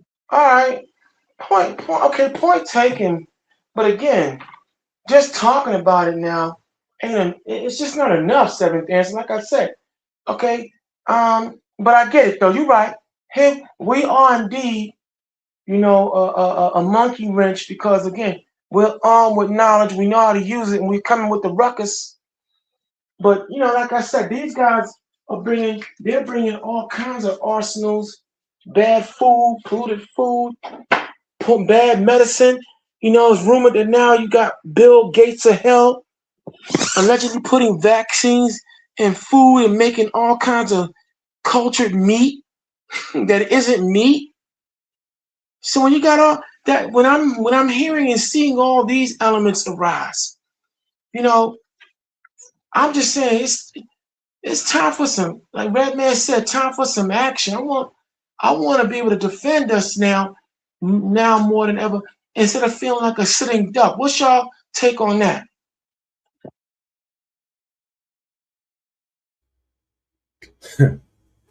I mean, The Most High got me. I ain't even worried about nothing like that, like at all. You feel me? Like, I don't know why, but I'm not worried. Like, hey, you know what? And since standing on something, you know what I mean? Because to be honest with you, it's not being religious or trying to be spiritual or anything like that. You know what I mean? I'm pretty sure everybody has heard the saying before, we in so deep that only a God could save us from this, you know what I mean? And this would be that point, you know what I mean? Like scriptures tell us that every nation go back to its nation, you know what I mean? And this would be the point where we need to understand, like, it's not about being racist or anything, but we just need to stick with each other, you know what I mean? Try to edify each other and stuff like that. With that being said, with all the other stuff that's going to happen, we need to understand y'all going to have to let all of this go. Like the scriptures say, we're going to have to go into the wilderness. I mean, we leaving about this mud. The Most High is the only thing that's going to be able to help us in that point. You know what I mean? You can have straps. You have straps for a point of time, but guess what? That ammunition gonna run out.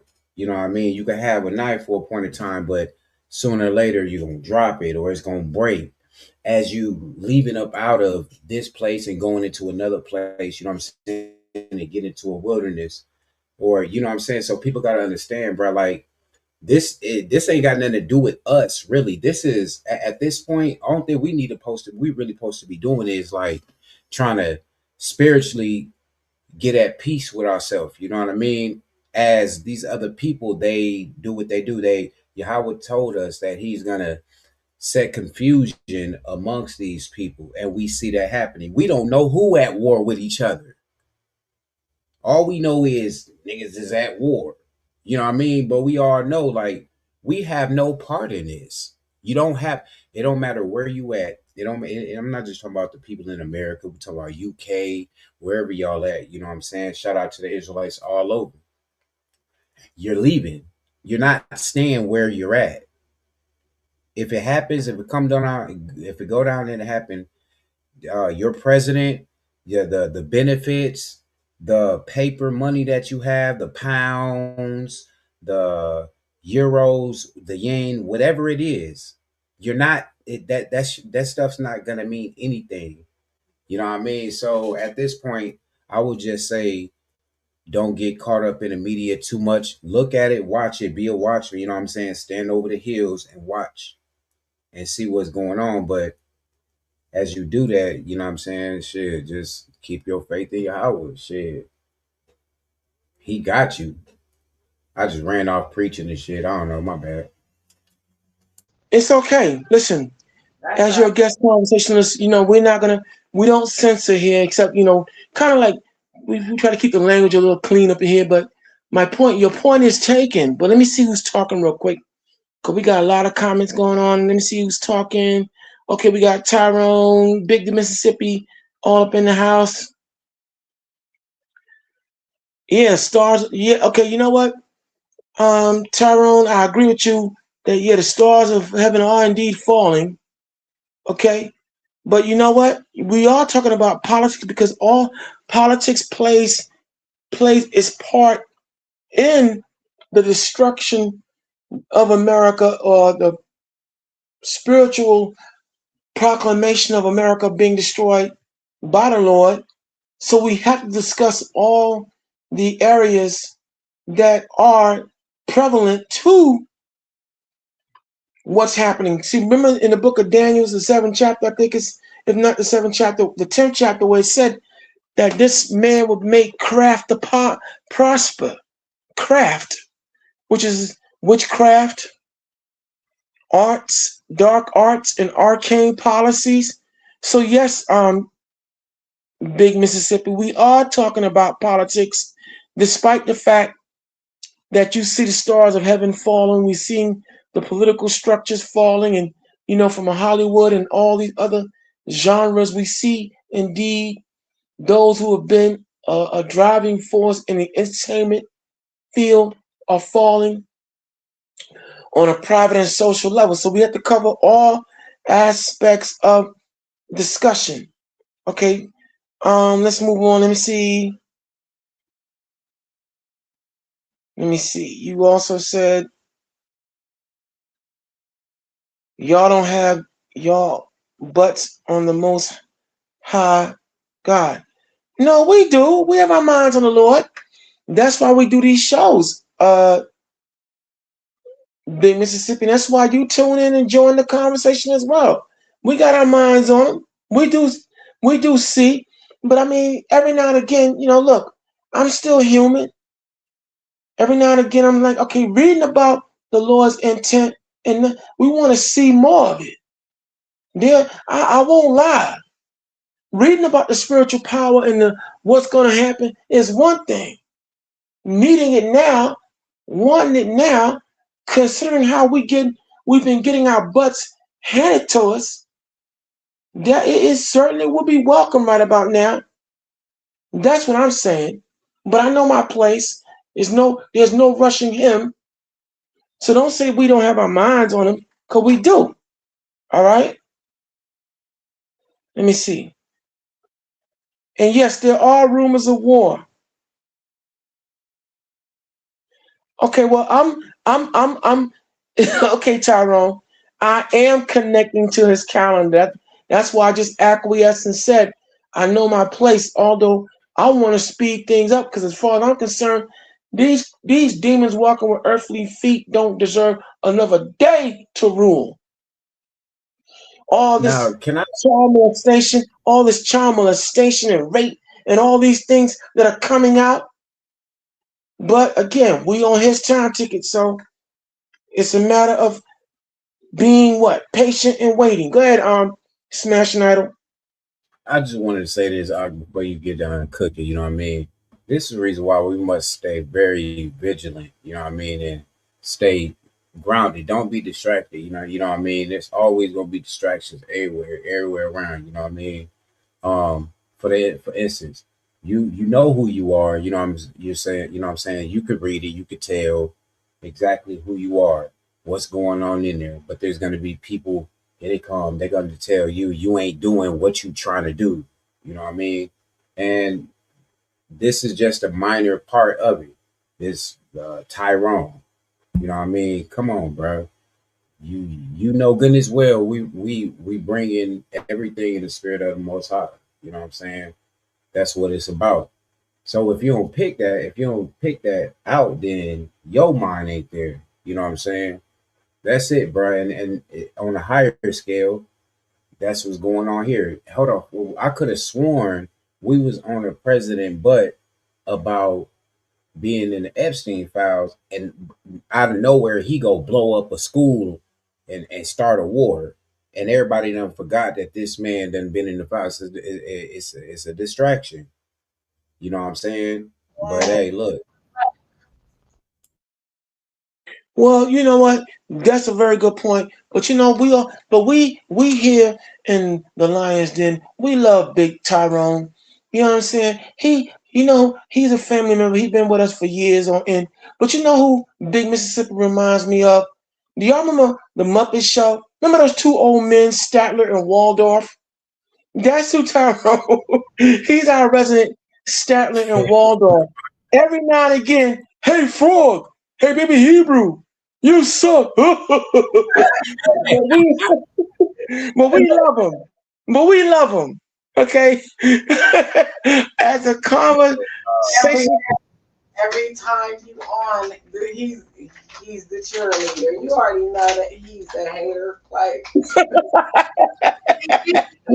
but we love him. But we love Big Mississippi. He think he the Most High. He telling you to watch the news, then what he gonna do? Like, get up out of here. Yeah, I know. We got him, though. But anyway, I see you got another video queued up. So as the conversation continues, as we're now moving into our third and final hour, you take it away, Seventh Dancer. Take it away.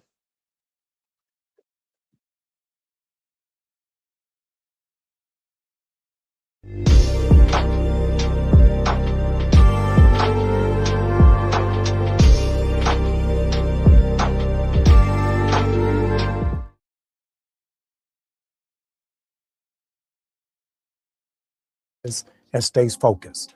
We have canceled Target with 13 weeks in and decided we shouldn't have to grovel for respect when we give $12 million a day. What's up with the Target boycott? Any movement? Man, I'm so glad you asked. Let me first thank you, because when we first started, the Breakfast Club brought us on and was our biggest platform to announce it. So let me thank the family. I want to first thank you because this is the largest boycott for Black people since the Montgomery bus boycott 70 years ago. And it wouldn't have happened without the Breakfast Club partnering with us.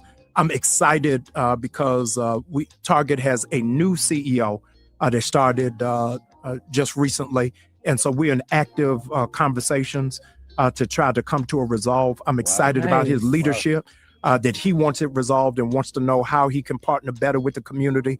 So not too soon, I'm going to be coming back to you to tell you where it is that we are, but I think it won't be long before we're able to come to a close. High-profile boycott against Target just announced they are ending the year-long protest sparked by the retailer's decision to scale back on some diversity, equity, and inclusion efforts. Do you trust your girl? Of course I do. Enough to research her?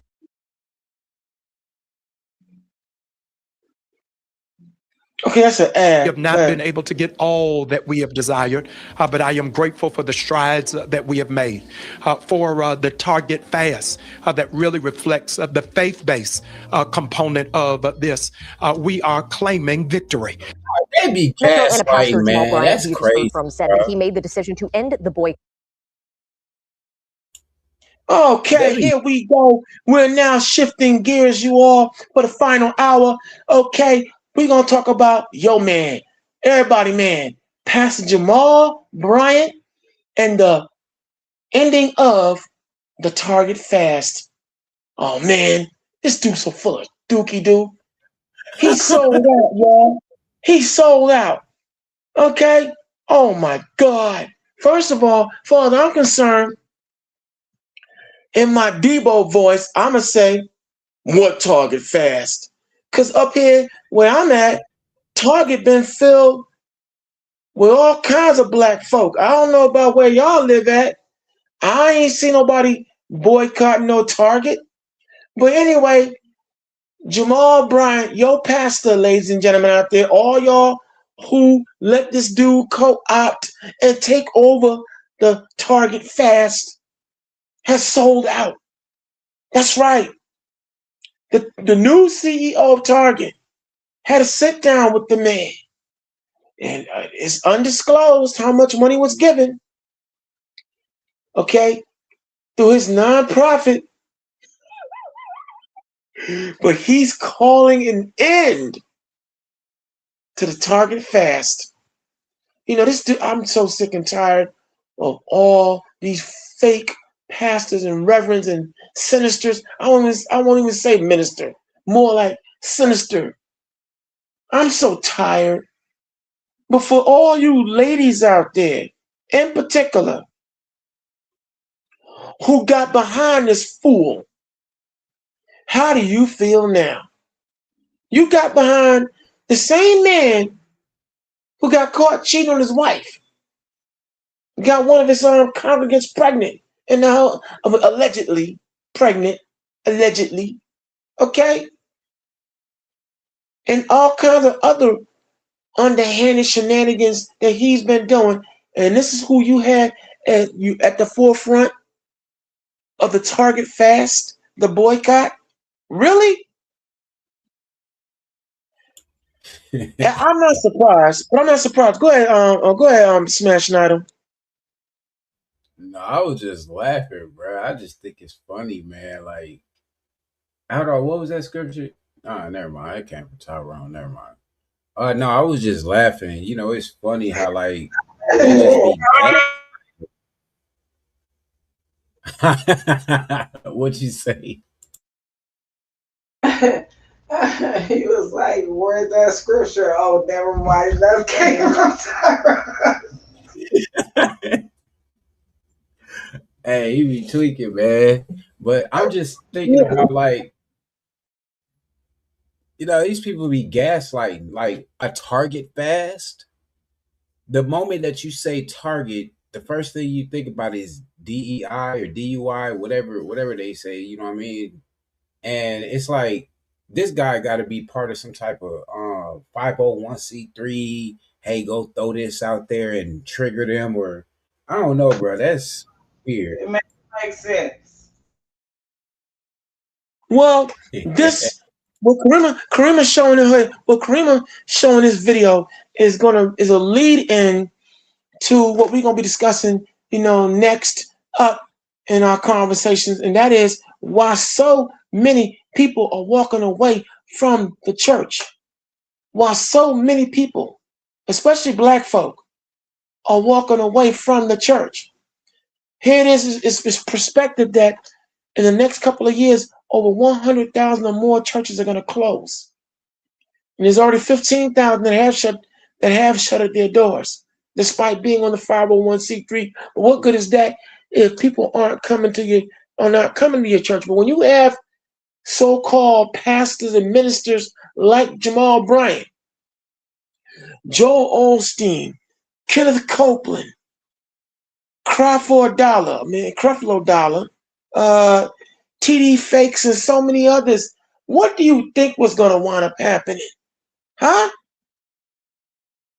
Here it is. This guy had everybody gassed up. Okay, if not in the region of New York, in Philadelphia and other areas where Target was still filled to the brim with Black folks, all in the southern regions and everywhere else, there were a lot of people who were actually boycotting.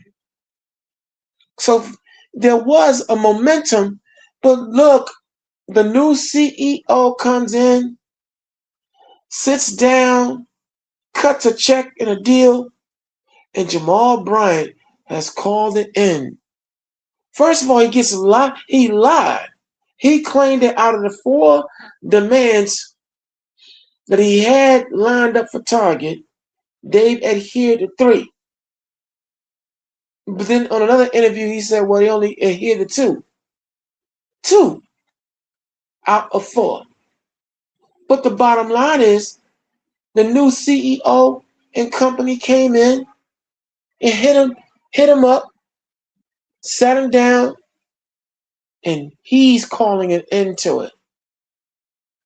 And there are a lot of black women out there in particular who are mad.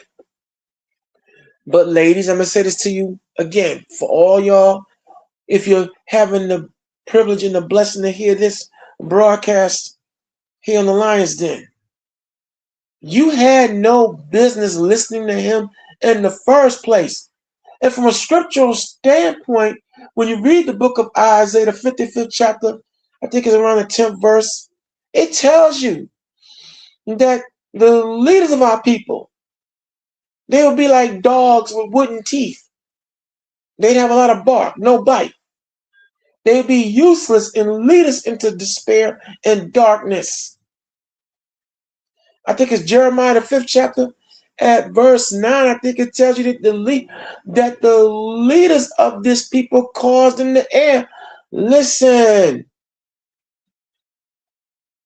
That's why, for those of you out there asking why, a great many people are leaving the church, especially the black church, because people are tired of being lied to. They're tired of all these black boule gatekeeping, 501c3, which ain't nothing but the 666 program. If you don't know what I mean by that, 501c3, let's look at it real quick. You can move the zero out the way. But using the communicative law of math, 5 + 1 is 6, 1 + 5 is 6.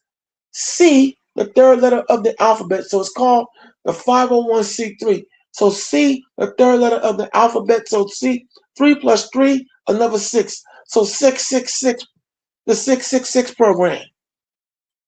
That's why. Because these churches are nothing but spiritual whorehouses and they're not worth a damn. That's why. Because people listening to this great broadcast, and we talked about, in particular, the black church and how it's failed us miserably, and other religious institutions, but the black church. People are studying and paying attention. Listen, when you have major corporate, here it is. Jamal Bryant talking about a fast against Target, a major corporation. But wait a minute. Target does business with the banks that have had their tentacles, I'm going to say tentacles, their demonic horns in the black church money. Citibank, Bank of America. Who else? Bank of America, Citibank. Okay, I'm getting brain freeze. But all these major banks, okay, that you know of, getting upwards of $20 and $30 billion from black churches. Meanwhile, our communities that we're living in and occupying, I won't say we own, we go without. So that's why. And when you got Jamal Bryant, the Creflo Dollar, the TD Jakes, and all these fakers out here, including the fakers even in the Israelite community and other religious bodies or spiritual bodies. It's a travesty that we have it in the Israelite community, but it's there. Okay, from practicing the non-practicing Israelites, it is utterly abysmal that all this money gets sucked out the black community and we don't have or own anything. That's why people are walking away from the church. That's why. It's not that hard to understand. Listen, no one, and I mean absolutely no one, likes to be conned and hustled. And let's just face it. The black churches and all these churches as a whole have been nothing but the scheme, the scam, the con, and the monkey hustle. But it's only but for so long you can get over on people, and then and they're gonna get tired of it. So Jamal Bryant is going around talking all this yang, but no, bro. If you're listening to this broadcast, Jamal Bryant, yo, you are so full of it. And you got a spiritual butt whooping coming to you one day. One day soon. And when it happens, you're going to know why. But see, all these betraying our interest. That's why, in particular, this generation as a whole, millennial, Z, whatever you want to call it, are walking away. They're not no longer interested in being told about a God who loved everybody, but yet the very people who push that whole malarkey and garbiogio don't even adhere to that. Huh? When you got all kind of freaks and degenerates running all through the church. Yeah, let's talk about it. I'm sure Jeffrey Epstein got a whole lot of reverends out there on his list too. Have we forgotten that time when your boy T.D. Jakes was brought up on question on very questionable behavior?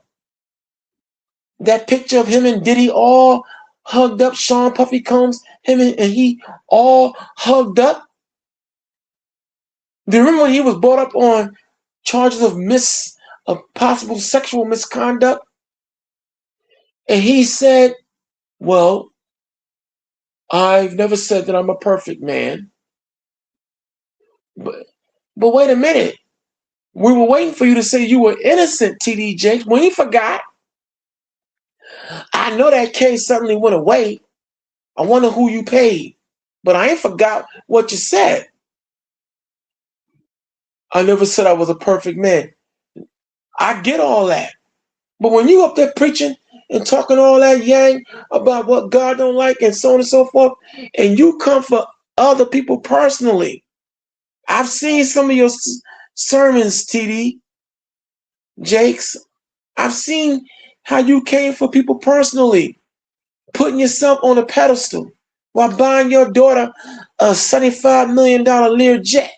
I think it was a Learjet or something you bought her that was worth $75 million. Come on, what you think was going to happen? And all you other preachers out there getting caught out there. But Jamal Bryant, come on, man. You cannot explain this away. You are caught. You are so full of it. You are a traitor and a sellout. It is what it is. And no matter how you go ahead, Smash and Idol. I just want to say something real quick, man. You know, for all you scoffers and scorners, you might hear this and you might be a church goer and everything like this, you know what I mean? And you might be dedicated to it. And, you feel like, your pastor wouldn't be like that and this and this. I want to say something, man. I am a pastor's child. You know what I'm saying? I don't know if I said this before or not on the Lions Den, but I'm a pastor's child. You know what I'm saying? I've seen it. And I'm not talking about like just a local pastor's child. I've personally met T.D. Jakes. I've personally met Juanita Bynum. I've personally, Shirley Caesar, she held me when I was a baby. These things are factual things. I've had, and what I want people to understand is these people are the gatekeepers of wickedness for our community, bro. I'm talking about even my own mother. You know what I'm saying? This woman would be the gatekeeper of the community and where she stays, bro, and keeping the people into darkness. She don't work. Never seen her work. She might create her own business for a short period of time. Whatever they have them do. You know what I mean? But y'all need to understand these people don't mean you no good. And I'm pretty sure there's people that was following this Jamal guy. You know what I mean? I'm pretty sure anybody could just do a random search on TikTok with a person, you know, praising this dude like he made some type of breakthrough or something. People need to understand the scriptures say, Jeremiah 17:5, curse is the man who trusts in man and make flesh his arm, and whose heart departs from the Lord. You know what I mean? Or Yahweh, that's his name. For I just said the Lord for you Christians that's gonna come here. You know what I'm saying? So I just want to put that in y'all. These people are not, I don't care who it is, your pastor, and let's get some straight. That Epstein thing with TD Jakes, I would not doubt it. Why? Because once again, my mother's a pastor, bro. I done seen men, bro, that I went to school with, and they were pastor sons, and they took the route of being a pastor, and then come to find out they get exposed as being, a sodomite. You know I mean, let's not forget, long ago we had the rise and fall of the late Bishop Eddie Long. Look how that turned out. If you remember that, some of you out there remember Bishop Eddie Long getting caught up, taking trips with young boys to Australia and all these other lands out here, but he loved going to Australia, the land down under, because he liked going down under. I'm just saying. I know that was a little ugly, but I'm just making a point. Listen, this is why, okay, people are walking away in droves. Now, let's continue this video. I want to let it play out since Seventh Answer brought it up, and I felt my blood pressure rise when you brought this video up. Okay, let's go to work, Seventh Answer.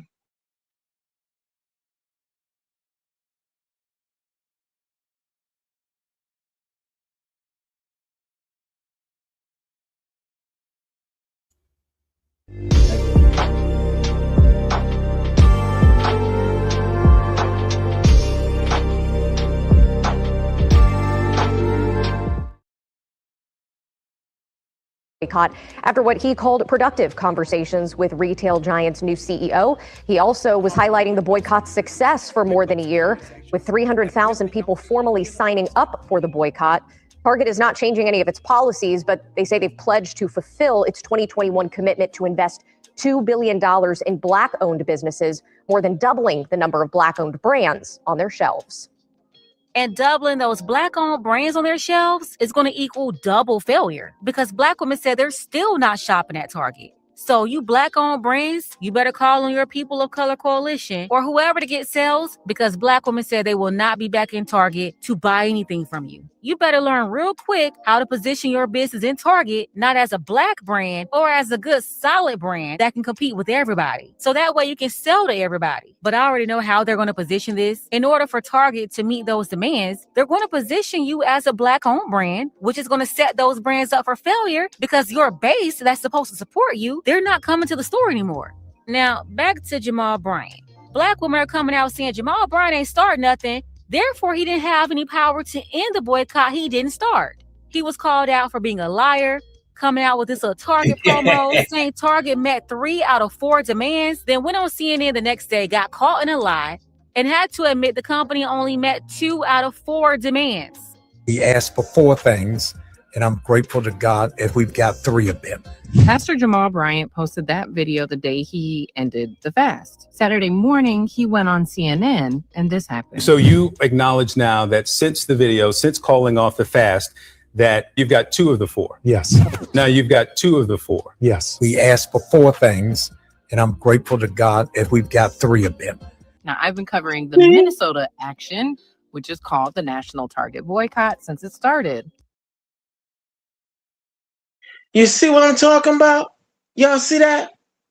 See, I guess Pastor Jamal Bryant didn't take heed to that old Fat Albert and the Cosby Kids song. Don't go telling a lie. Because you're going to have the Lions Den, Pink Book Lessons. Shout out to my girl, Pink Book Lessons, and everybody else on your butt. Pause. But you know what I mean. Because we can't deal with this no more. Run the video, Seventh Answer.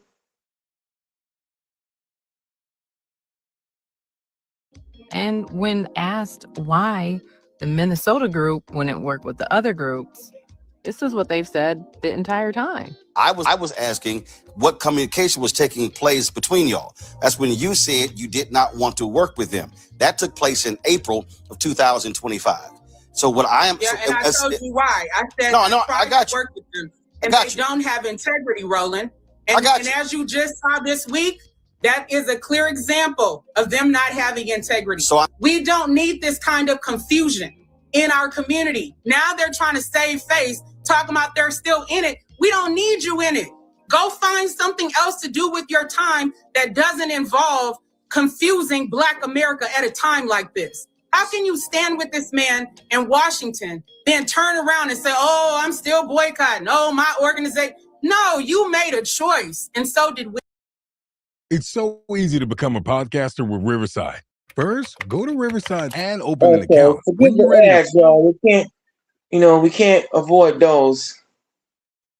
Okay, but go ahead.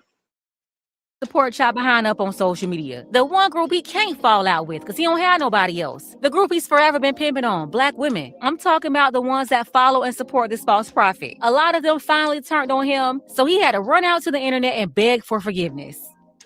But given the most recent events that have taken place this week, we're having to make a hard pivot. I wanted to address you directly about what has transpired around the Target fast and the Target boycott. I have extended my life in serving our people, serving our community, and serving my congregation. The very last thing I ever want to do is be a proponent of division or divisiveness. I want us to be together as one. This week, I failed at doing that. When it is that I called for the end most in our community and culture, we're disappointed, angry, frustrated. Is he sitting in a green screen chair? Have you sold out? Have you given the white flag? Emphatically, the answer is no. Bruh, what'd you ask? Is he sitting in a green screen chair? He probably is. I don't know. You better. I didn't even consider that. I tweak it, bruh. Like, that's not a real chair, bruh. Am I tripping? All right, he's just a fake pastor. I don't know. My bad. Okay, but do y'all hear him? He sound like a pimp. He on some. You know what? Some of y'all may not. I know some of y'all are young. Some of y'all, but I'm surprised he didn't do this old minister named Jerry Falwell back in the day when he got caught. I have sinned before you. I'm surprised that nigga. Hey y'all, I'm surprised he ain't start doing a baby please to the Black women that's mad at him. This guy, go ahead, Seventh Answer. Run the video. Run the video. Emphatically, the answer is yes. And you've been a sellout. You already sold out to the devil. You stand in the pulpit cosplaying every week, spewing the devil's word and not God's word. So as a so-called pastor, before he betrayed the women with the boycott, he had already betrayed and disobeyed God. And the people you sold out that were crazy enough to believe in you in the first place, with all these red flags around this devil, they are silly to believe a pastor who sold his soul to the devil for money and attention wouldn't sell them out too. Jamal came out whining and begging like Keith Sweat for over 20 minutes, telling Black women everything they wanted to hear, like his normal stage show, his everyday strategy to recruit these women to the dark side. Oh, but this time on this Target business, they weren't buying it, especially the woman that started the boycott. She came out and said she knew not to trust Pastor Porkchop. He's been trying to co-opt the movement the whole time, and she wasn't going to sit back and let him destroy what they started. Take a look.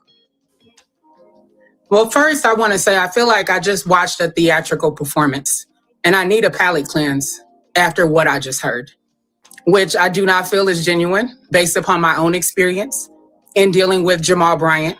He knew full well what he was doing when he flew to the National Press Club in Washington, D.C. to call a press conference trying to end the national Target boycott.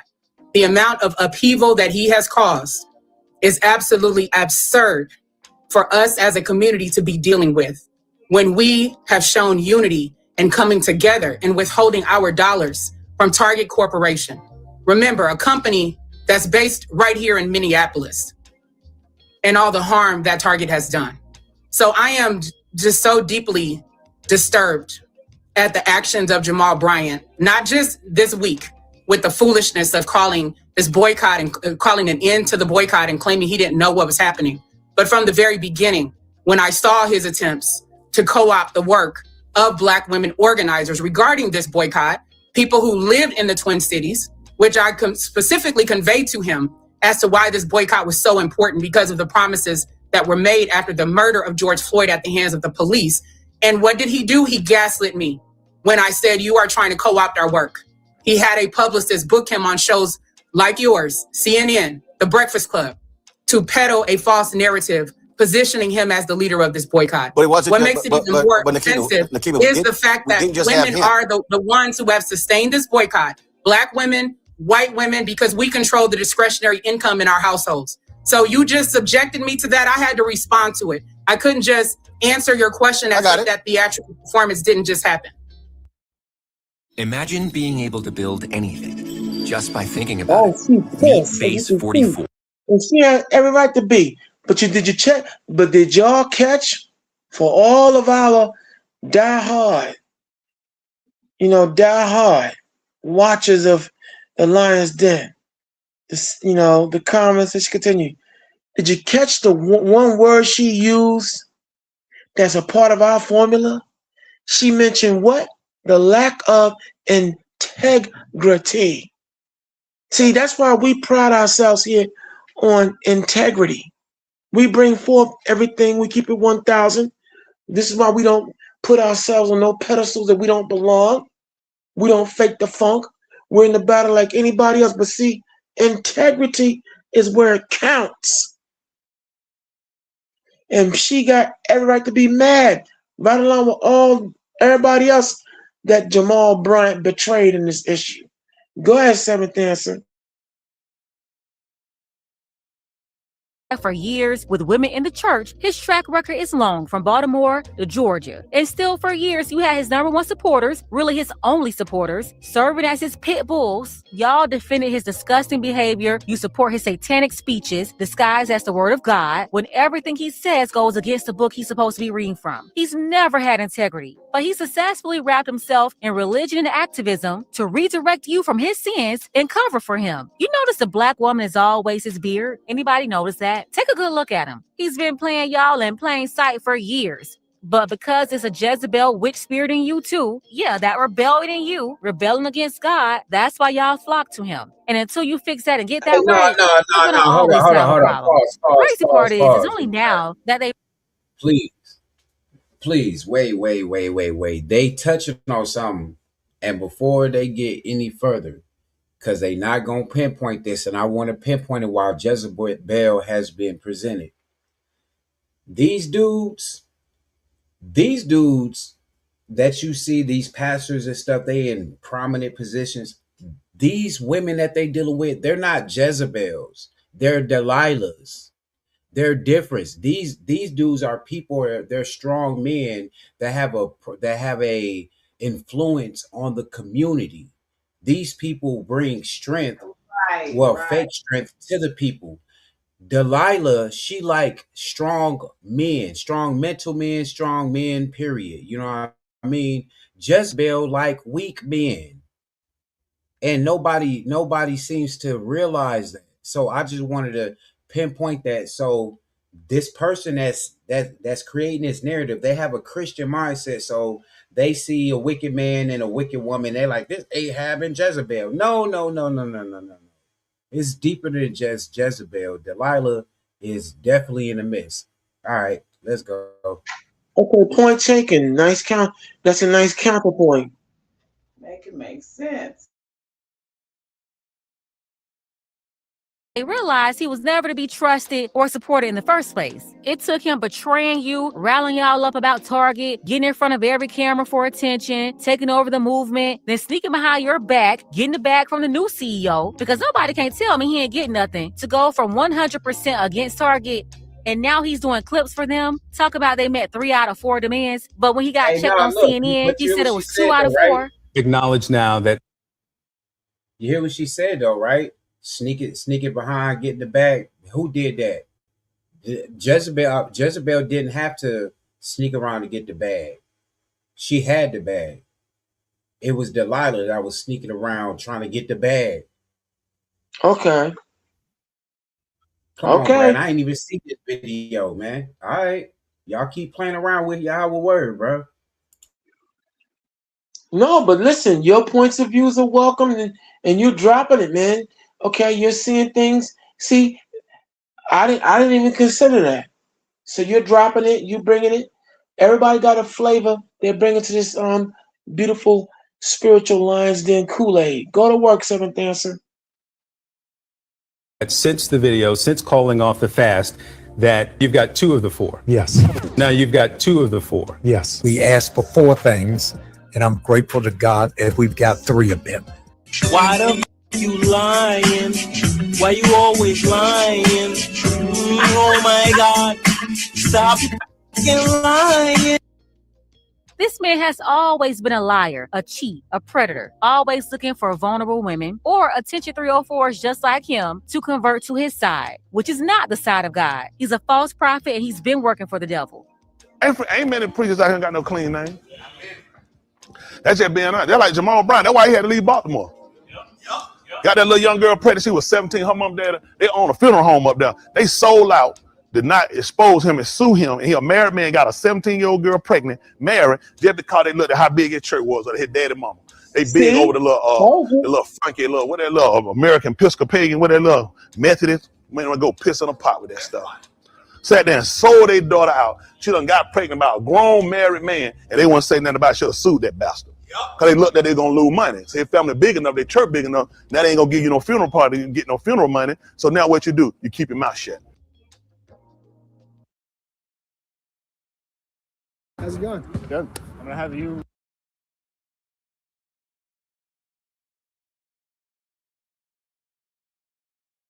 The Target boycott is over. At least that's what Jamal Bryant and them just told them people. Yeah. But see, here's the thing. Y'all remember, I told y'all this last year. Remember I kept telling y'all, I was like, him and Al Sharpton trying to hijack the movement. Y'all know I've been on that man's neck since last year when they tried that bullshit. And I kept trying to tell y'all that somebody need to get to him and say, no. He thought that if he grabbed the likes of Tamika Mallory and I don't know, I forgot who the other lady is or whatever, that they was going to, get together and speak for black people. No, you ain't. Where the DEI policies? And see, here's the thing. Even though black women specifically do not, benefit as much as people like to think, because, now the white women is like, what? We DEI too? Dang. We thought it was just them. Sis. It's y'all too. It's mainly y'all. Ain't Jamal, you miss Target that bad? And quite frankly, I don't care how bad you miss it. It's still a hell no, we won't go. I don't care how many meetings you've had with Target. I don't care what money was on the table for you to switch up. It's still a hell no, we won't go. And first of all, Jamal, who the hell told you that you was in charge of telling us that the boycott was over? Second of all, who told you that you were the one that convinced us to boycott Target? I understand that you was on your high horse and you made yourself the face of the Target boycott, but we didn't need you, sweetheart. It was our morals and our values. But he had to betray y'all for you to finally wake up and recognize who he really is. And don't get it twisted, he's not the only one. Nina Turner and Tamika Mallory, especially Tamika, you got to take a deeper look at them too. Tamika, she's always looking for an ambulance to chase and get paid off of. Shanquella Robinson daddy told y'all that. Yeah, remember? Or what about Tamir Rice's mama? She told y'all that too. Every time it's attention and money involved, a way to hustle the people, Tamika Mallory come running her behind outside to get the collection plate started. Every time. Go back and look at them. This is what they do. They go in, use their popularity to take over other people's movements and take credit for it, when none of them are really in position to be talking about nothing when they did not originate the movement. And that's what the lady was trying to tell Roland Boulay Martin. No matter how you feel about it or what you think about the movement, this whole I'm going to take over whatever you started nonsense and act like the leaders of your situation is disrespectful to the people who started it, hands down. Now, personally, I always thought them choosing Target and Target only as their target was wild, considering Black people spend way more money with Walmart and Amazon than Target.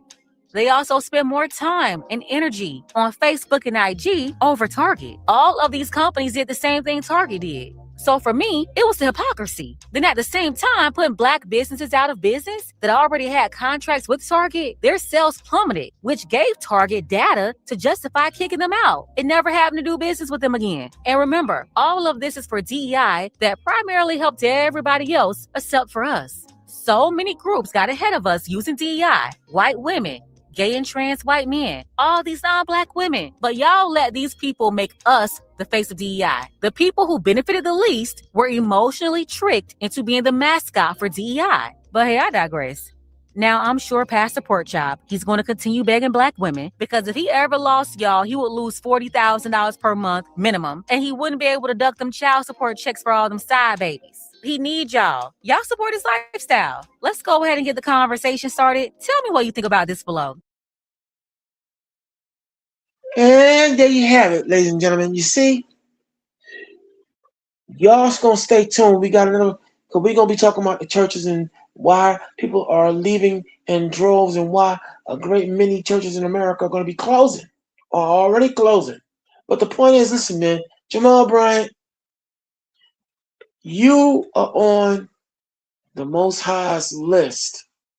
And a spiritual butt whooping is coming your way. And all you other gatekeepers out there that's listening to this show, we know you're listening. A spiritual butt whooping is coming your way real soon. Hebrews 10:26 tells you that when you willfully sin and go against the Lord, no blood of Christ, nobody can save you, depending on what you did. It could be a mild to severe spiritual butt whooping. And yes, okay, to my boy, Big Mississippi, Tyrone, yeah, sure, King David did do worse. He did worse than Jamal Bryant. He did, but don't forget, he paid for it for the rest of his life. The Most High put a curse on David worse than death. Okay? He made him pay for the rest of his life for that. That same murderous and adulterous spirit that jumped on him transferred to his children. He died broken, feeble, in his shivers, all that. But that has nothing to do with us getting on Jamal Bryant and all these other gatekeepers, Big Mississippi. Don't let what Dave did make you try to seemingly lessen what these guys are doing. The Al Sharptons and all these other guys who've led us to nowhere. The recently deceased Jesse Side Action Jackson, who's always known for shaking down corporations, using the Black vote, using Black folks as leverage. This is a very serious thing this man has done. But we're gonna continue on with the conversation. Wait, Smash, you have something you want to say? I just want to know, like, if we are, Israelites or whatever, you know what I mean? Even if you're not, what mind makes you feel like you need to bring King David and try to compare what these people are doing to the Malak. You know what I mean? Like you need to check your mind frame. Like, dude, come on, Tyrone. I know you trolling, but come on, fam. You talking about King David did worse? Like, I don't see anything that these people done that the Most High would still embody them in and take them in. They could never turn back from these things. Their heart is set in it. So for you to say that King David did worse, that was a lie. Because at least one thing that King David did, if he messed up, he didn't do it again. He repented from it. He literally lamented from it. You know what I mean? Unlike your presidents, unlike your people all the people that you claim that your leaders that are your leaders, they don't actually, they don't care.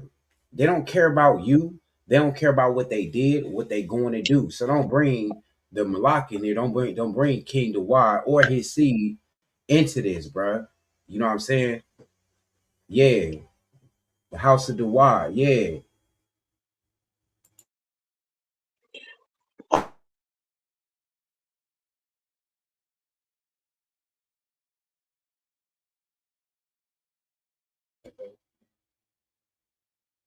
You go ahead, bro. You know what I'm saying? I just don't like when people disrespect King David, bro, or Yahweh, bro. They got me messed up.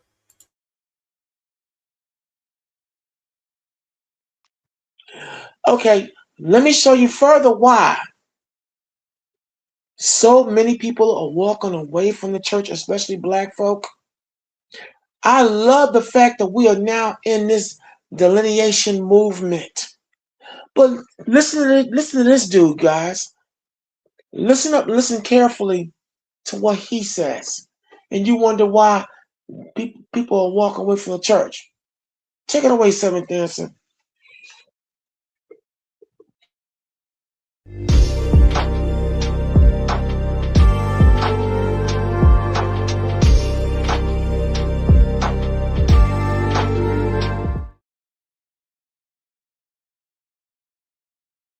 To grow up, stop throwing a fit. You're throwing a tantrum. Stop being a little boy. You're whining and crying about something that's ultimately your fault. Yeah. Stop blaming it on other people. It's your fault. Because here's the deal. It's like, well, with slavery, the richest black people on God's green earth are African Americans. If slavery never happened, then you would be in a grass hut. Yeah. Right. Well, we need reparations. Your reparations are that you get to live in America. You're welcome. Hey, cut it out. You need to grow up. Stop throwing a fit. You're throwing a tantrum. Stop being a little boy. You're whining and crying about something that's ultimately your fault. Yeah. Stop blaming it on other people. It's your fault. Because here's the deal. It's like, well, with slavery, the richest black people on God's green earth are African Americans. If slavery never happened. Okay, all right. You see what I mean?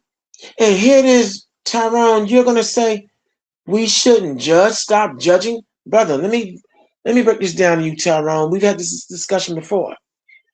When we here on the Lions Den judge, we don't judge from a self-righteous standpoint. What we're doing is pinpointing those who jump out there, though, on a huge stage, publicly putting themselves in leadership positions, claiming to have an interest for the people in the name of God, and they're faking the proverbial funk. So our job is to judge them, to call them on it. See, when we come here on this platform, the Lions Den, we know that we could be judged if we are out here spreading lies, talking garbage that can't be proven. Another word for judgment, dear Tyrone, is discretion. And don't forget that the Bible was given for judgment. 2 Timothy 3:16, for judgment, discretion, to be able to make the right choices, brother. So when we judge, we follow Matthew's, the 7th chapter, where it says, don't judge lest you be judged. So we avoid at all costs self-righteous judgment.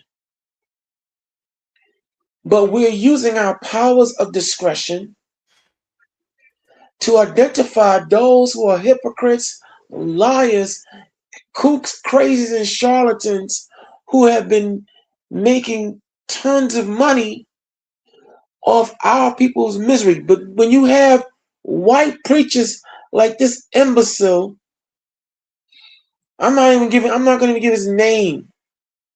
But when you have imbeciles like that who oversee black churches, and you hear him saying what he just said about you being a little boy, we're whining, we're crying,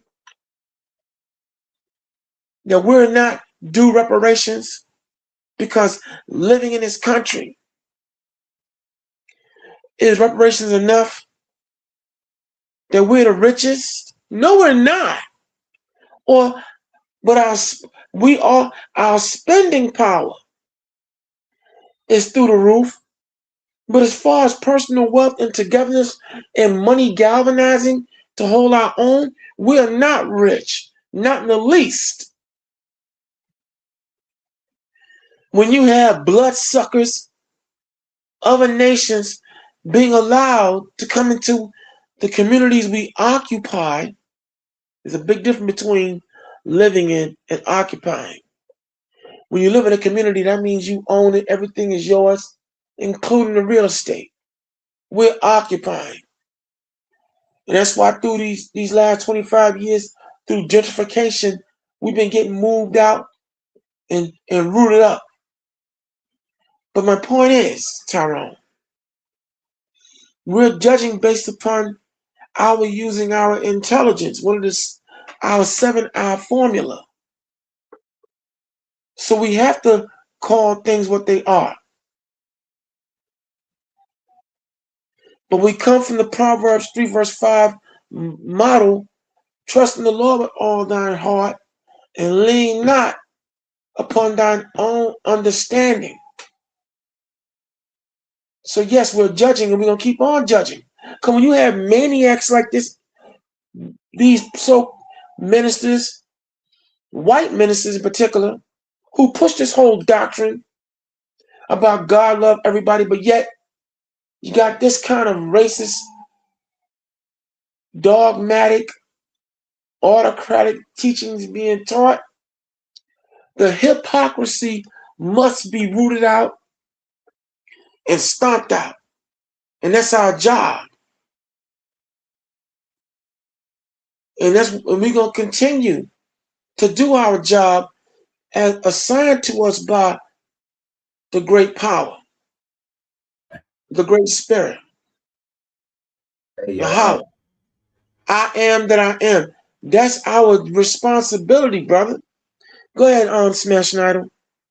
I just want to say this, and I got to get up out of here. I do got to work in the morning. I'm gonna read the scripture. I want to read the scripture real fast, and then I'm gonna get up out of here. And I ain't gonna lie, bro. It kind of the whole live been cool, bro. But I ain't gonna lie. I gotta just stand with people like say shit about David and Yahweh. Okay, relax, Smash. Okay, right. Don't listen. Hold on. One more time. Hold on. In Brother Tyrone's defense, he's been with us for years. We understand him. Don't let him throw you off. Again, he's our Statler and Waldorf. He's saying some disrespectful stuff. Delete his comment and put him on restriction. We don't like nobody disrespecting any guests. Period. Oh, you know what? Okay, you know what? All right. Seventh answer. I do say that you run the house and you definitely gonna swoop down on those who get out of pocket. You're right. I stand corrected. I stand corrected. So yeah, go ahead, Smash. Make your point. But look, I just wanna throw this out in the air. You know what I'm saying? We already know in the scriptures, bro, that these people that been doing this wicked stuff out here in the world, they will be demolished. You know what I'm saying? And they will never be again. You know what I'm saying? But for a person to say that, oh, David did worse, then you got to explain this. When we go to the 2 Samuel chapter 12 and we start at 10, this is when, you know what I'm saying, Nathan goes and rebukes David. It say, now therefore the sword would never depart from your house, because I'm gonna start at 9. Why have you despised the word of Yahweh to do what is evil in his sight? He's talking to David. You have struck down Uriah the Hittite with the sword, and have taken his wife to be your wife, and have killed him with the sword of the Ammonites. Now therefore the sword shall never depart. Listen to what it said, verse 10. It say, now therefore the sword shall never depart from your house, because you have despised me and have taken the wife of your Uriah the Hittite to be your wife. Thus says Yahweh. So I'm gonna stop right there real fast. This was to happen to, and it's happening to this day. So for you to say that these people have done less wicked than David, that's stupid, because at least David's seed is still dwelling amongst the earth. These people's seed gonna demolish forever. Think about what you saying. You talk about your ancestors, you know what I'm saying? And I'm just gonna read a couple more verses. I'm out of here. You know what I'm saying? Thus says Yahweh, behold, I will raise up evil against you out of your own house, which we can see what's happening right now. You know what I'm saying? And I will take your wives before your eyes and give them to your neighbor, and he shall lie with your wives in the sight of this son. For you did it secretly, but I do this thing before all Yashram, before the sun. Bro, think about that, bro. These people doing this stuff right here blatantly in front of our face, bro. They doing PDF files, they suppressing the files, they starting wars, they create division amongst the lower scale of communities. You know what I'm saying? They do this blatantly. But you mean to tell me that David did worse because he took, what he did was wrong, true. And he paid for it, as we see, bruh. And his seed died, not because of his sin either. You know what I'm saying? He didn't die for David's sin. Y'all gotta realize something. But anyway, the last verse, I'm out of here. David said to Nathan, I have sinned against Yahweh. And Nathan said to David, Yahweh also has put away your sin, and you shall not die. Now, these people in the book of Obadiah are promised to cease. What are you talking about? David did worse. You know what I mean? People just say stuff, run your mouth. You colonized in your mind. Seek ye out the book of Yahweh and read. No, I'm going to go to the politics and I'm going to blame Yahweh. I'm going to blame David. I'm going to blame Solomon. I'm going to blame everybody else.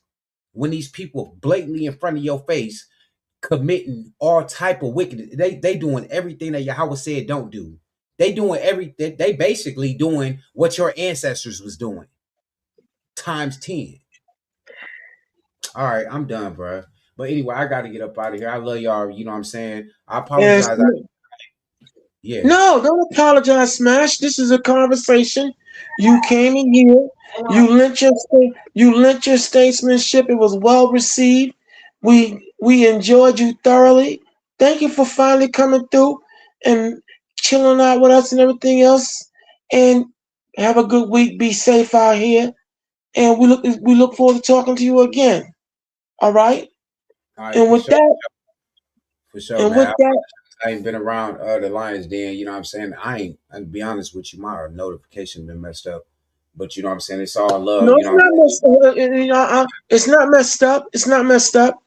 We got enemies algorithm wise who have been interfering with our algorithm. It's not just you, brother, but I'm glad you finally caught it. Share this show. Bring a friend next time, my friend. And again, enjoy your week. Now, with that being said, we are now. You got something you want to say? Something? You got something you want to say? I said thank you for coming on. I appreciate him. Oh, okay.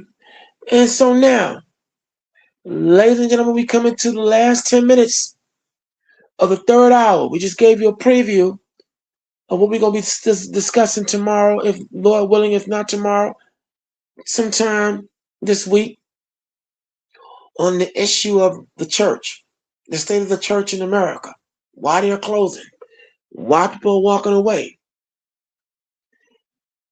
And we want you to tune in. But in closing, right, we thank you always for coming in. As you can see, the axe man cometh. And who gonna pay the tab? Listen, we all have to now buckle down, fortify, embrace ourselves for what's coming. See, I know some of you may not be able to cope and deal, but we're going to have some civil war. We're going to have some very angry people take to the streets out here, and it's not going to be pretty. Because the way the Bible is now falling off the pages, even for you non-believers, as you tune in, you see it yourself. You see something is very wrong. And it's not getting any more right. But we hope that you tuning in with us, sitting with us, vibe, clicking and politicking with the Seventh Answer and myself, Brother Malachi, Baby Hebrew. We hope that we bring you some comfort in your time and in your need of truth and understanding. As I said, we come here with our 7-hour formula. And we thank you for having confidence in us and trusting us with your intellectual and spiritual capacities. And again, we hope that our intelligence, integrity, our, influence, independence, insight, and the information we bring will inspire you to get up off your duff, check things out for yourself, spread the word, bring a friend. When you come back in here to the Lion's Den, we want you to hit that subscribe button, hit the star button to help Lady Karima monetarily with being able to go out here and get the content needed. Burn the midnight oil, the daily oil, as we construct these shows. That's right. Hit that like button as well. Get those numbers up for us. Because at the start and end of every day, we do this because we love you all out here. Even you naysayers, we love you. Why? And this is why we take up the mantle of responsibility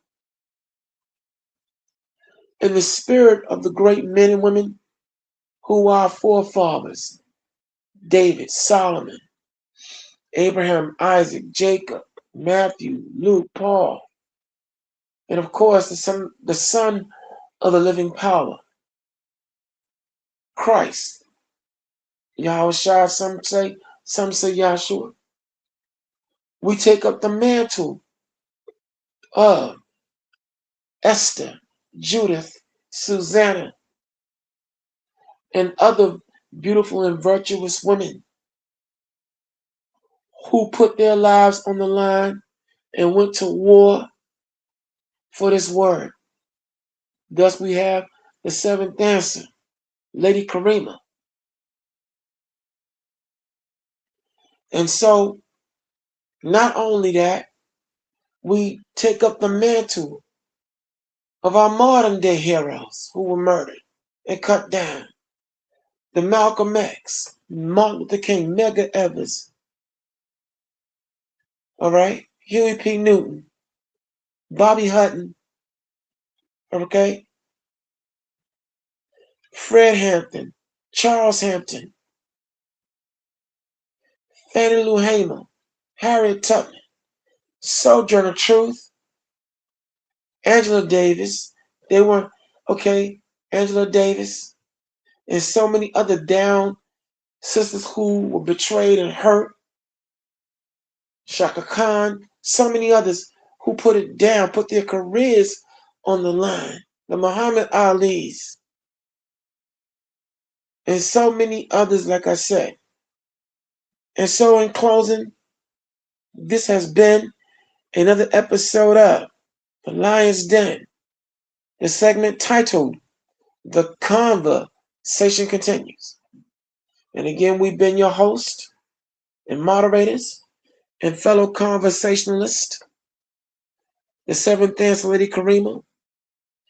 I am Brother Malachi, aka Dark Storm, aka Baby Hebrew. And don't despair, we're going to be right back at you.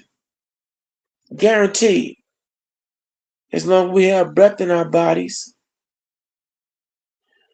To smash, okay, Smash and Idol, thank you again. Much love to you. We thank also, who else was in here?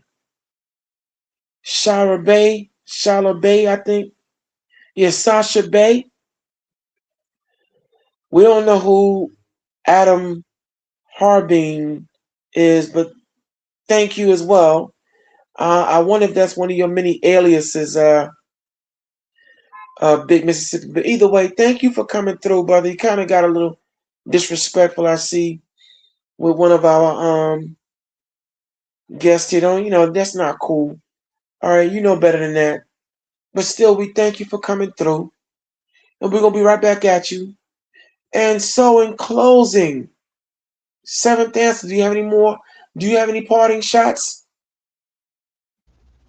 Please hit the like and subscribe to the channel if you haven't done so already. Thank you. All right.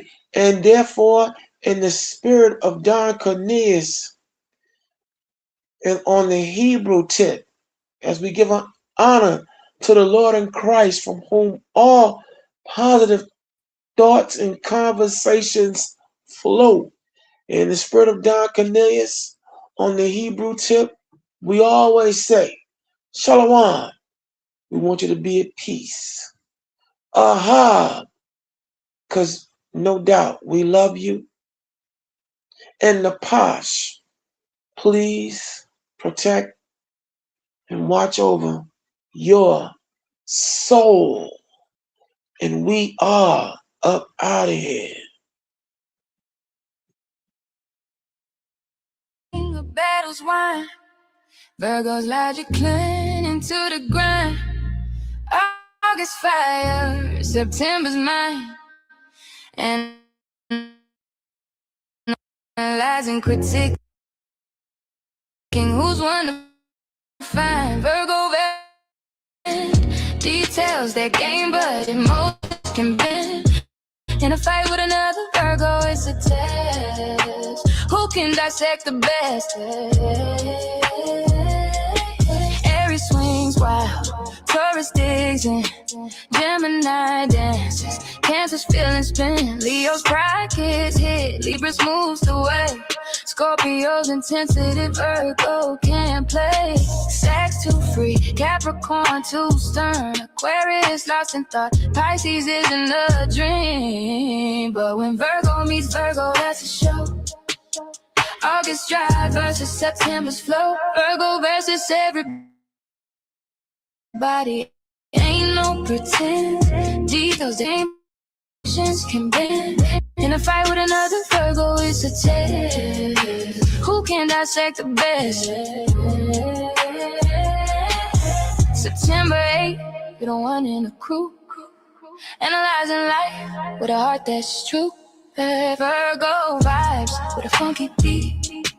You got the flow, ain't no defeat. Yeah. Virgo. I'm 23, set 22. Versatile. March 21, 1819. In the detail versus Aries impulsiveness. Virgo wins with logic. Aries might win with aggression. Both practical. Criticism might clash with Taurus stubbornness, mate. Virgo's precision versus Gemini's adaptability. Gemini might outmaneuver Virgo's logic versus Cancer's emotions. Cancer might get hurt, Virgo might not understand. Virgo's critiques versus Leo's pride. Leo might get defensive, Virgo might get frustrated. Virgo's nitpicking versus Libra's diplomacy. Libra might smooth things over. Virgo's analysis versus Scorpio's city. Scorpio might get tense for Virgo. Divas to Terry, spontaneity. Virgo might see sick as regular.